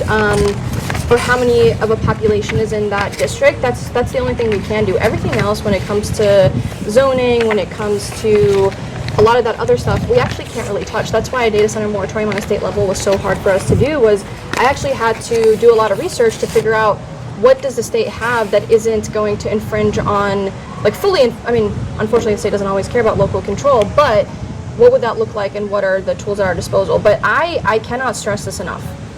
We have had 5 Muslim legislators in Georgia. Not a single one of them has ever introduced legislation pertaining to Sharia law in any way, shape, or form, negative or positive. You know who has been? Republicans, and specifically Dolezal. And it's specifically because they know that for Georgia... Who is he? Dolezal, you're a lieutenant. Oh, okay, I thought you were being serious. But like, and I've told people this, like, I just cannot respect... What's with this your stuff? That's twice you've said your I mean, to me. it's your audience. It's your audience. I'm trying to be. I'm trying All right, to go be ahead. like. Go ahead. I just want us. I'm sorry. You're right. I want Look, us to smile. I want to okay? be. I want to be more specific. No, I'm sorry. no, go ahead. But like, you know, I mean this. I understand why people who've never met a Muslim, don't know a Muslim, would believe some of these things. Why they would think that the anti-Sharia caucus is protecting them. You know, whatever.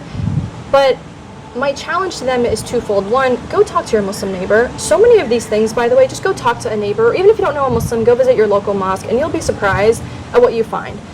Two, what I've noticed is that candidates that don't have any tangible policies or solutions for you tend to lean into that kind of messaging of breaking us apart, of hatred, because again, Republicans have been in control for 30 years in our state. There's a lot that happens at a federal level, 100%, I'm not denying that. But Georgia in particular has been controlled by every branch of government by Republicans. We did not get a single data center bill through this year, not even to end their tax exemptions. We did not get any of the housing bills through, particularly the ones that say corporations can't own more than, I think it was like 50 or 100 homes. This was all, like, we let the Democrats let Republicans have those bills that we wrote. And we said if it's more likely to pass, then pass them. And they couldn't do it.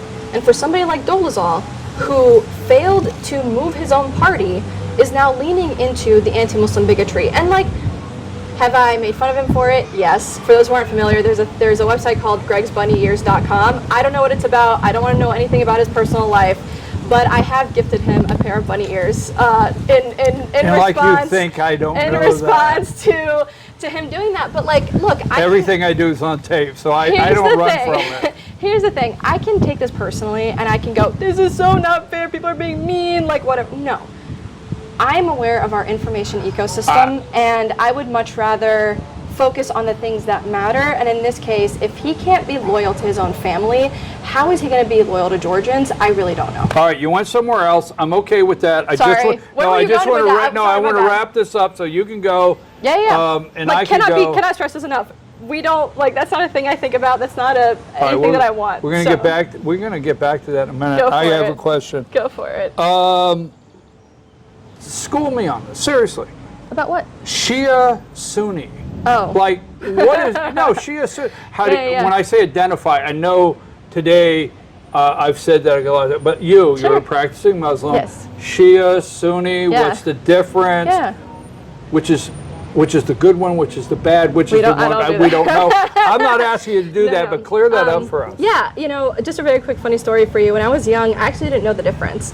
And the first time I met a Shia Muslim, it turned out to be our neighbors out in Alpharetta, now Johns Creek. But basically, the easiest way for me to explain it is that Sunnis are like the Protestants, and then Shias are like the Catholics, right? There's more hierarchy versus less hierarchy. There's like, it's just sort of more flat.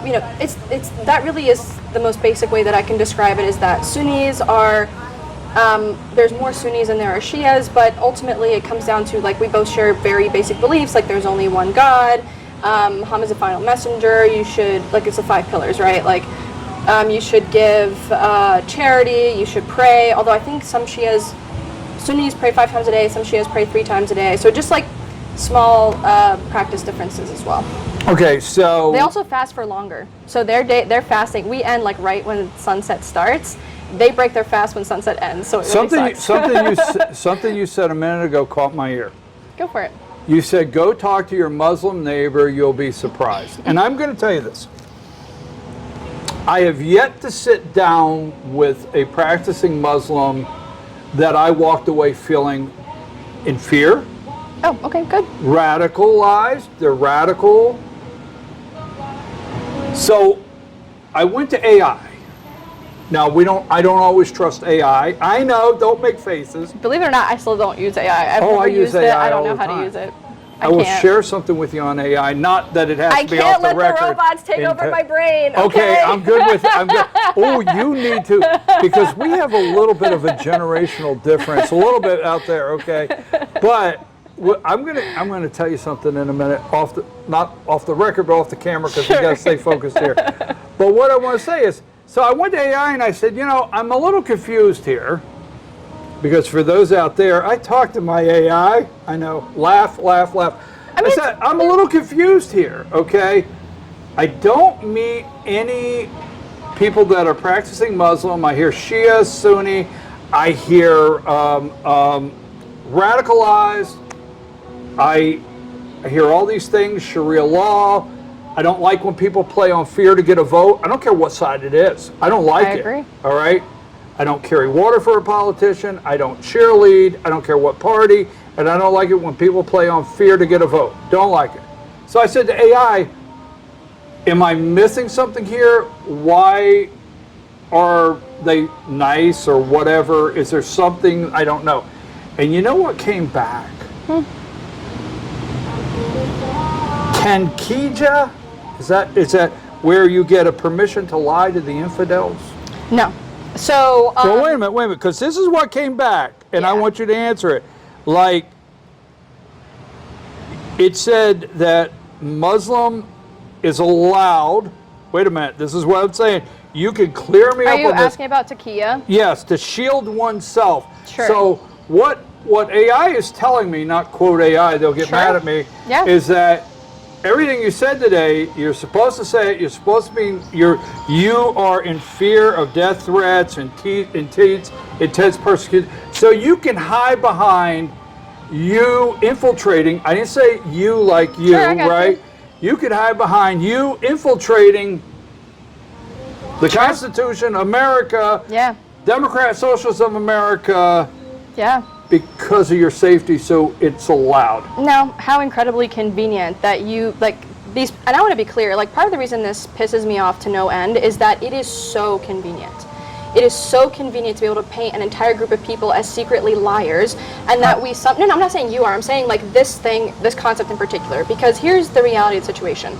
There are hundreds of millions of dollars being spent on think tanks whose only job it is to foment fear about Muslims. And we know this because it's something that I had to actually deal with. And the reason you're like saying a lot of emotion here is that, like, growing up by as a the way, kid, my first cousin lives in Dearborn, Michigan. Move on. I mean, good luck to him. But the thing that makes me so mad is that we have seen, like, these people that have literally gotten money to spread these lies. And it's so convenient they now get to say, oh, well, this person that is a complete opposite of what I'm saying they're actually just very well trained to lie to you.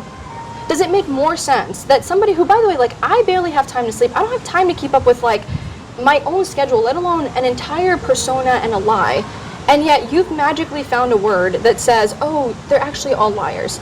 That's actually really offensive. If there's one thing that I really care about, it's that I want people to, like, I know people don't trust their politicians. I'm not asking you to love me, I'm not asking you to trust me, but, like, at some point, honesty's got to make a comeback around here.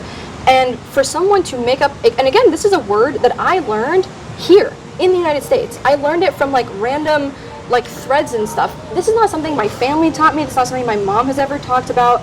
When I go to the mosque, we have never, like, I literally cannot stress enough that the only time I've ever seen this word, honest to God, is by some, like, anti-Muslim, podcaster something, or, like, the internet somewhere. Well, I actually, on my podcast, for anybody but anybody who watches them on my podcast, I don't even go down these roads. No, but I'm trying to make sure when we leave here today, we've talked about everything. 100%. Okay. And we put it out there, and I gave you an opportunity. Totally. I'm going to look you in the eye, because that's what I do to people. Hi. Let me tell you what I have a concern. Me personally, talking to you for an hour. Yeah. You got me when you said, go talk to your Muslim neighbor. Yeah. You'll find out. Yeah. You and I had coffee together you were running for governor. We had coffee together at a coffee shop somewhere around here. It was in Alpharetta. Well, we were out, but we had coffee Roswell, at a I think it was an Arab coffee shop, correct? Yeah. I felt very safe. I felt very comfortable in the Arab coffee. I said to friends, you and I had met. Why would you do that? Why not? Yeah. I said, we had coffee. She had a drink. I had a drink. We had coffee. We talked for 20 minutes. Why would you do that? I went to an Arab coffee shop. People waited on me. Very nice. Why would you do that? Okay.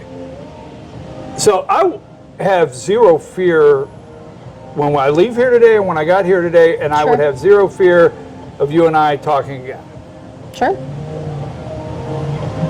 But everything you said today, when I go back and I look up all the people and all the things and the ones that support you, like the revolution, our revolution, our revolution, right? Yep. Our revolution, and I see some of the places you spoke at, and I see some of the things that are tied to you as far as Democrat Socialist. Yeah, please go and then, check out and then our when I revolution. go, wait a minute, but when I go and look at what all the things they believe, sure, I have a concern. Because you didn't denounce any of that. You didn't denounce them. You didn't say, I mentioned disagreements. And I think, again, I'm not going to, here's the thing, and I know that it would be so easy for me to be like, oh my God, I denounced so-and-so. I actually believe in a nuanced politics. And I think that if you're willing to challenge the system, then you should challenge the system. I think that the system right now as it exists is rigged on behalf of corporations. And I've said this multiple times. I've had colleagues from across the aisle work with me on legislation. I have gone and spoken to local right-wing groups as well as left-wing groups.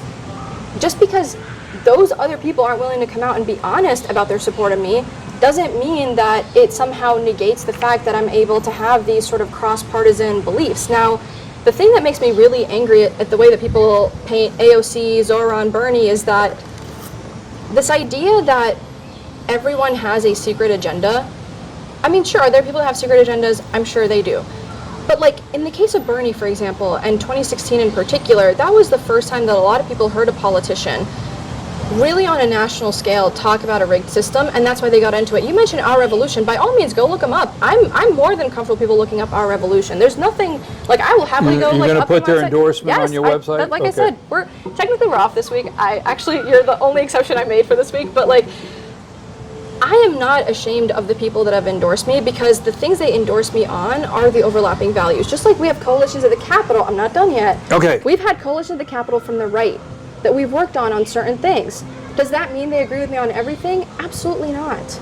But at some point, it's strange to me that the only time there is somehow this like secret agenda is that only when one side of the political spectrum is actually doing politics, when you have elected officials right now who are Republican sitting in Congress lying about my faith and my people and saying we should just like deport everybody who's not white. And these are like actual elected officials. But I'm not going to hold you accountable for their words. I'm not going to hold anyone else accountable for their words. Like if somebody goes and Warnock works with Ted Cruz, am I really going to think that he and Ted Cruz have the same belief systems? No, but they vouch for each other on certain issues. Okay, so let me say this, and I want to clear this up. We got to move on.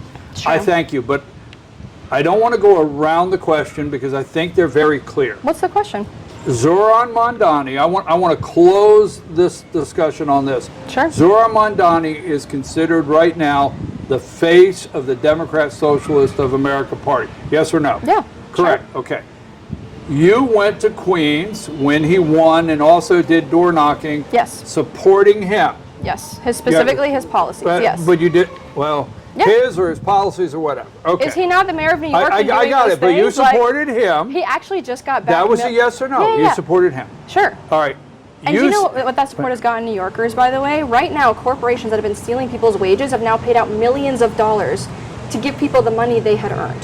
That's okay. That's why these things matter. I understand, but I want to stay focused. Sure, I'm focused. On who he is. Sure. But you're saying who he is. You're defining him in a certain way that I disagree with, but like, please ask your question. But you went and support. Ask your question. Why do you circle back out of that? I mean, that's not a circle back out. What's the question? Okay. Then you said you're going back. I'm going to Michigan. Michigan. Yeah. Right. But you deny being a Democrat Socialist, and the only identity I got from you today was closer to a Southern Democrat. Yeah, or maybe a Working Families Party member. I mean, look, this actually isn't, I get why you think that I'm trying to beat around the bush. I'm actually not. In order to be a DSA member, you have to pay dues. I'm not, you and have I'll to tell go you through a why, whole because thing. here's Like, what you know. Here's what you know about me. Yeah.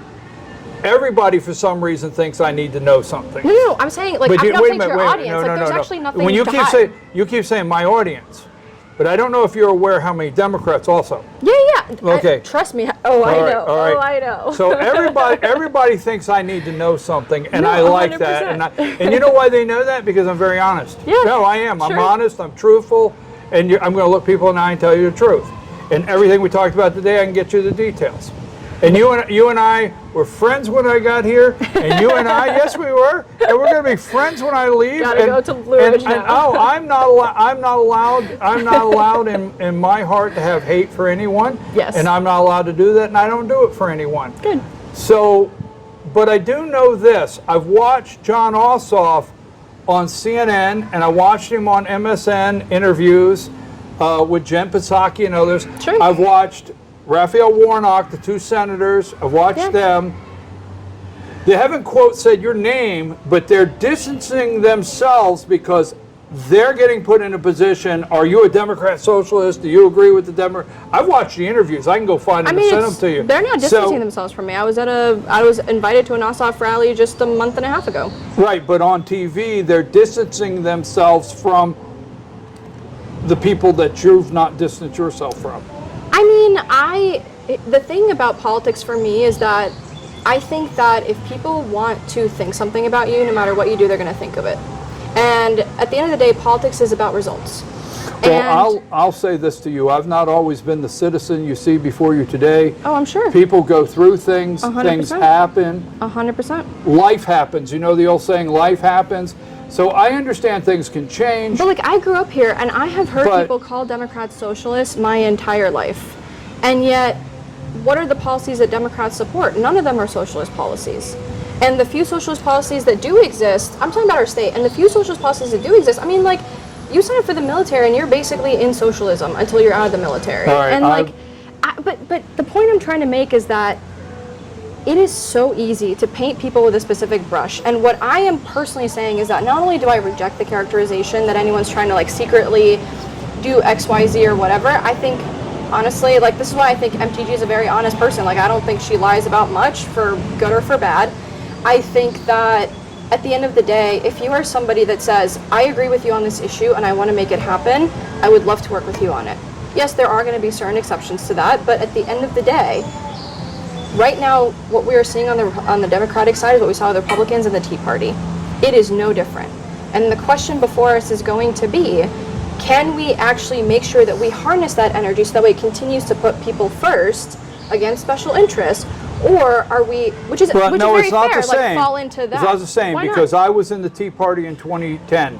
Yeah. I'm a Reagan Republican. Okay. I identify. Sure. I'm a Reagan Republican. I supported Donald Trump in 2016, 2020, and 24. Yeah. But I am a Reagan Republican. That's how old I am. I'm not telling you my age, but I am. Okay. I won't ask. I'm a lifelong Republican. I'm Sure. easy to identify. I will never go around. I'm a free market, constitutionalist, capitalist. Okay. Sure. I am USA, America first, 100%.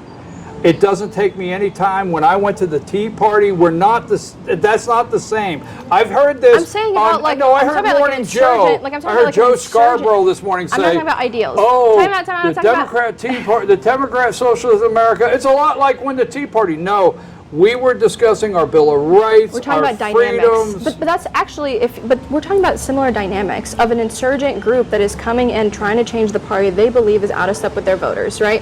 And specifically on what? Specifically on healthcare, specifically on wages, specifically on protecting workers, and specifically on how we are standing up for members of our coalition. That's it. Okay. And I think, but again, if you look at who makes up that coalition, it's not, here's the thing, I don't want to discount DSA's capacity or what they're able to do, but like, if you look at every state, the coalition might have similarities, but they're also different. So if you look at, for example, Colorado, like, yeah, sure, DSA was involved, but in that instance, there were also other organizations involved. If you look at even what's happening in Michigan right now, DSA is actually not involved in Abdul's race, but they're still defining him as like part of the insurgent left. But if you because go and it's look against under the current veil, system. and I say that respectfully, the same with you, the same with Madani, the same with the 6 that won in New York that Madani endorsed, the same in Colorado. 3 of them. All right, the same in Colorado. If you go and start looking behind the scenes, there is a plausible, I always call it plausible deniability. Plausible deniability where you could say, well, you don't see that, but every stone I turn where you're concerned, it's something connected to Democrats. But you keep saying every stone. I've given you actual contrary evidence. Like I've gotten endorsed by conservative Democrats. They're on my website. I've gotten endorsed by. Who are the conservative Democrats? Oh, come on! Don't get me in trouble with them. No, I need to know that one. You caught me off guard. I've seen Jason Carter. They actually self-identify as conservative. I've seen AOC, and I've seen Bernie Sanders. For example, if you talk to State Representative Long Tran, he'll be very honest with you. He tends to sit on the more conservative. So he actually used to be a Republican up in Ohio. Like you've got. But here's the thing.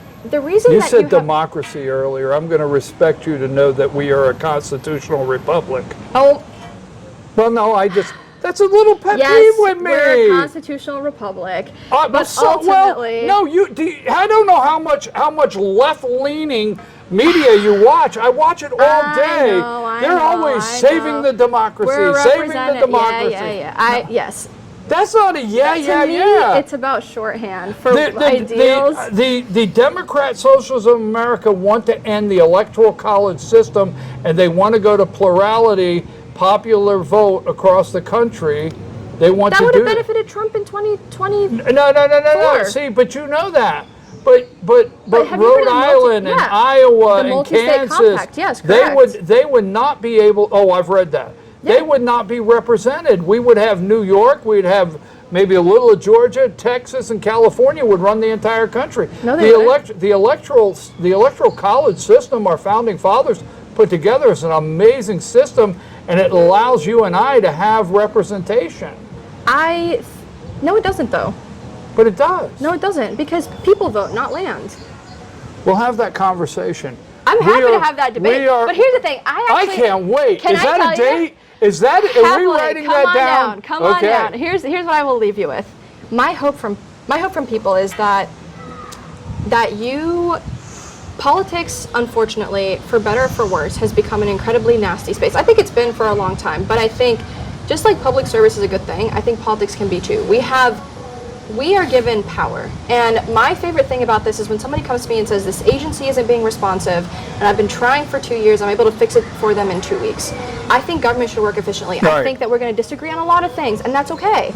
And I knew that coming into this.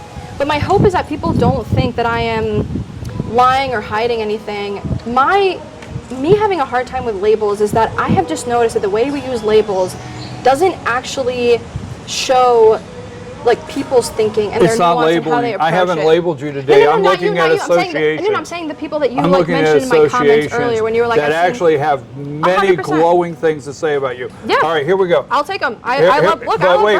Wait. Here we go. I'm not gonna take that back. There's an old saying because I'm old. I don't look my age, do I? No, come on. Not even a little bit. Thank you. That was good. That's the best part of this interview. Listen, you told me you had how many grandkids? I was like, oh, okay. All right. All right. So anyhow, I figured like one. Actions speak louder than words. Sure. And the old saying is, if it walks like a duck, quacks like a duck, looks like a duck, it might be a duck. Yeah, go look at my legislative record. I'm just saying. No, actually, that's a great point. Go look at my voting and legislative record. Actions do speak louder than words. My concern, I'll put this all on a ball. Sure. If I was in this district and I was looking to vote for you, sure. I'd be concerned you have national aspirations. If I was out there doing internet website searching today, because every single thing written down in here came from searches, articles, Al Jazeera. I think other people have national aspirations for me. I don't have national aspirations for myself. But that is the disconnect. You maybe need to clarify that. Sure. I'm serious, because it looks like you have national aspirations. I have not hired for any future runs. I have not fundraised for any future runs. Right. If you look in the past, 2024 is a great example of this. I could have fundraised off of the DNC stuff and ended up with like $500,000 in the bank. You walked up to Greg Dolezal handing him a pair of bunny ears. Why did you do that? Because I think that we could keep doing the whole like outrage, you offended me thing, and it clearly doesn't work. And I think sometimes people are looking for a rise out of you, and I just don't respect him enough to deal with him as an equal. Do you think there's something there? Because the AJC, I will say this, and I've said this publicly, and it's on tape, so I do everything on tape. I received that website probably 4 months before the AJC did that. I know. But I don't do that kind of, I know. I don't do that, all right? So I looked at that and I said, there's nothing for me here. Then you walked up on the floor and handed him a pair. Mm-hmm. Somebody took a picture, was set up very nicely to get that picture. Yeah, was set up very nicely. Oh, I'm not going to pretend that I didn't tell everybody I was going to do that. Right. And then Greg Bluestein, or Bluestein, it was Maya however you actually pronounce it. that covered it. Huh? Maya was the one who covered it. Maya Prabhu. Okay. Yeah. All right. But, all right. Well, he tweeted it out. Yeah. I'll just say like that. Yeah. It ended up in the AJC website and everything. Yeah. So then they made it news, and I've discussed it. And then a couple days later, I think at a press conference, Fonnie Willis went another. Is there something I think there? she said my last name is Romaine at the time. Yeah, or I something. think she did. I watched it. That was. It was on CBS I was in Atlanta. I was in the chamber. So. Is there something there we don't know? Here's the thing, and I mean this.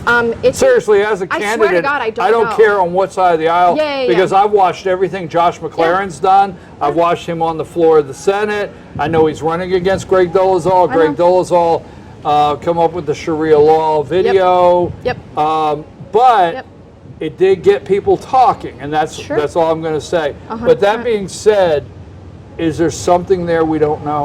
This is why this is very hard for me because, again, we won't know. But so far, he hasn't really denied the allegations. All he did was try to legally suppress other people talking about it. And this actually, not to get all like religious on you, but in my faith, in order to sort of make an accusation about somebody, you have to have very hard evidence. And so for me, what I'm trying to do is I'm just trying to play off of it, but I don't want to get into the details because I personally don't know. All I know is what I've heard secondhand from other people, things that other people have told me who don't like him. And there's a reason they don't like him because there's a problem where people will come across as these like upstanding, I'm going to protect our faith and our dignity and our honor, while simultaneously in their personal life not upholding those ideals. And there's a saying that goes, everybody wants to change the world, but nobody wants to help their mom with the dishes. And I think how you are in your personal life, because that's like our most, condensed form of who we are, to me, it's like if you can't be caring and honest and respectful and faithful to those closest to you, my extrapolation from that, assuming these rumors are correct, how can I believe that you're going to be faithful and honest there? And again, the reason I chose that in particular, he represents my parents. And I told him he represents my parents. I remember that. I graduated from South Forsyth High School. And so for him to put a target on my family's back, I am not going to respect you, and you have lost any and all, good, any kind of respectful professional relationship that we'll ever have, and I'm not going to dignify you with a dignified response. So, wrap this up. Running for State Senate District 7. 007. Yes, running for that. What legislation do you want to go in if elected? Yeah. Let's wrap up with that and give you that chance that we really haven't. Yeah. We've discussed other things. I want to bring back my data center moratorium. I think that's incredibly important because right now what we're seeing is they're coming in fast, they're coming in hard, and then now we're dealing with all the consequences. A data center just released a bunch of bacteria and water somewhere else. I absolutely want to bring more worker protections to our state. I know we debate about this, but our minimum wage is $5.15 an hour on the books in Georgia. Federally, it's $7.25 an hour. I think that needs to be bumped up because what it does is it at least stabilizes the market somewhat and reduces a lot of discrepancies that we're seeing. And then I want to work on housing legislation and bring back the legislation that says corporations can't own hundreds of single-family homes. We actually have one of the highest concentrations of corporate-owned housing in the country. So for me, it's on my website. I have a lot of ideas, but specific legislation that I want to actually work on writing and doing is that one. Last but not least, may seem controversial to some people, but it's called ending the exception. Alabama and Tennessee have done this, which bans unpaid labor in prisons. So for as long as we have private corporations running our prisons, I don't think we should be providing them with slave labor. Okay, you know what? You just put several positions you have out. Yeah, they're also on my website.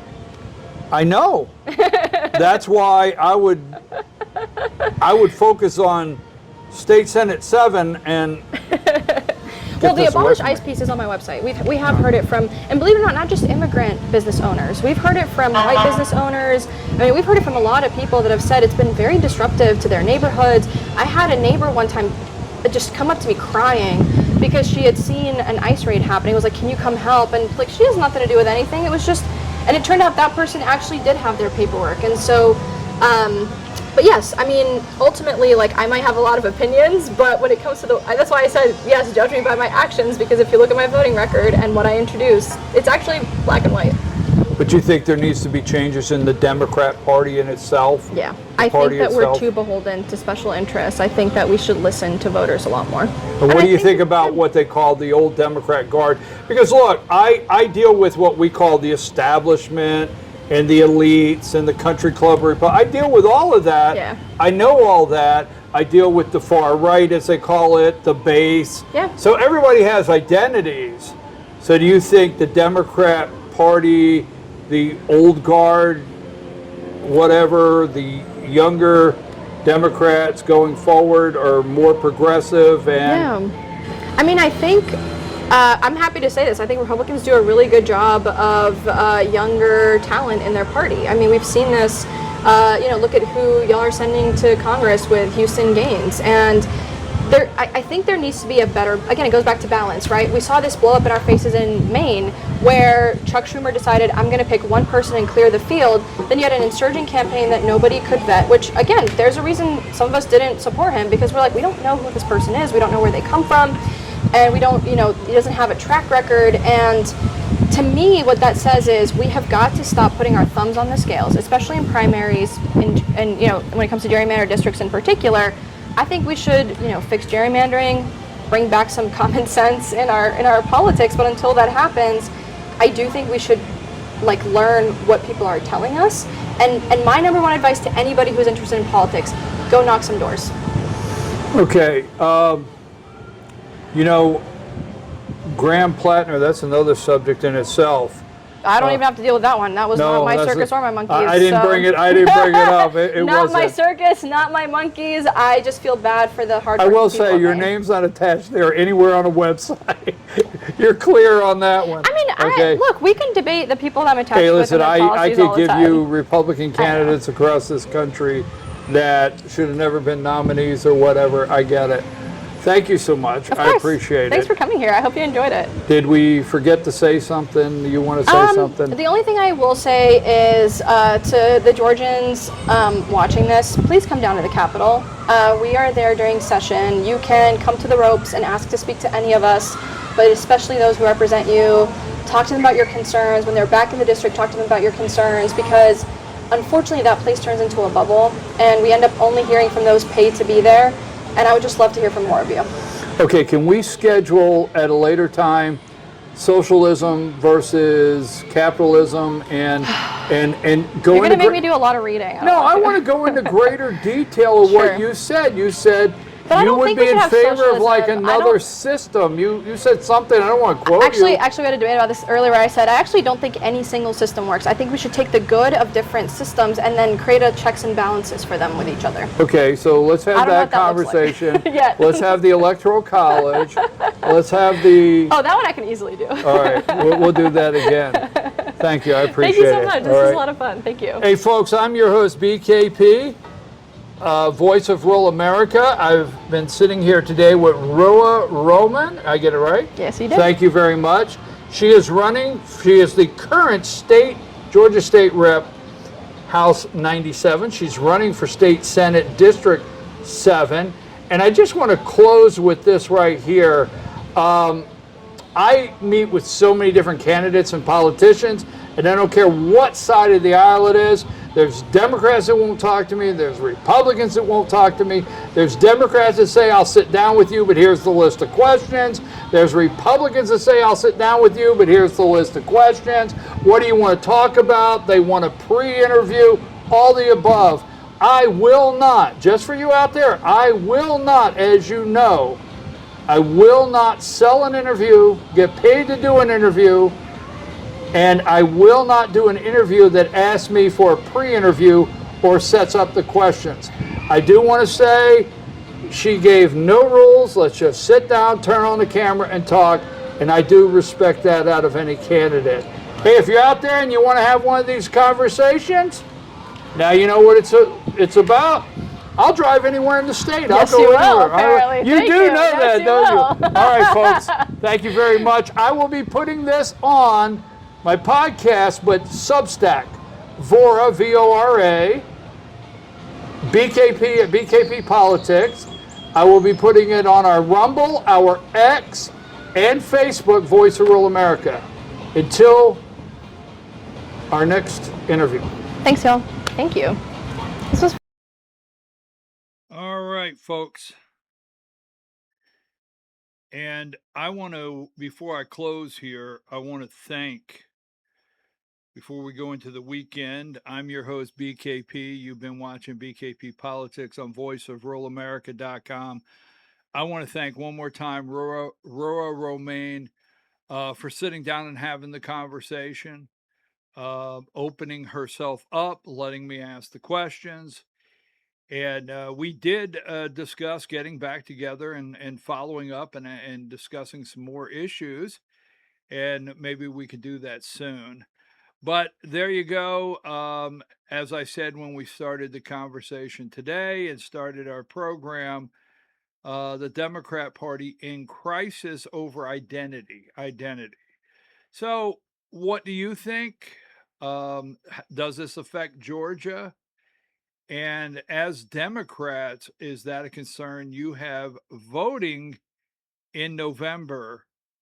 Um, that's a concern many may have. But again, thank you so much. Have a great weekend. Enjoy your weekend. And we'll be back Monday. And hey, if someone wants to sit down and have the conversation, regardless of what it may be, Republican, Democrat, let's have the conversation. I'm your host, BKP. I will see you Monday. Until then, have a great weekend. Let me see. Hold on just a second. Let me get my little close up here. The closer.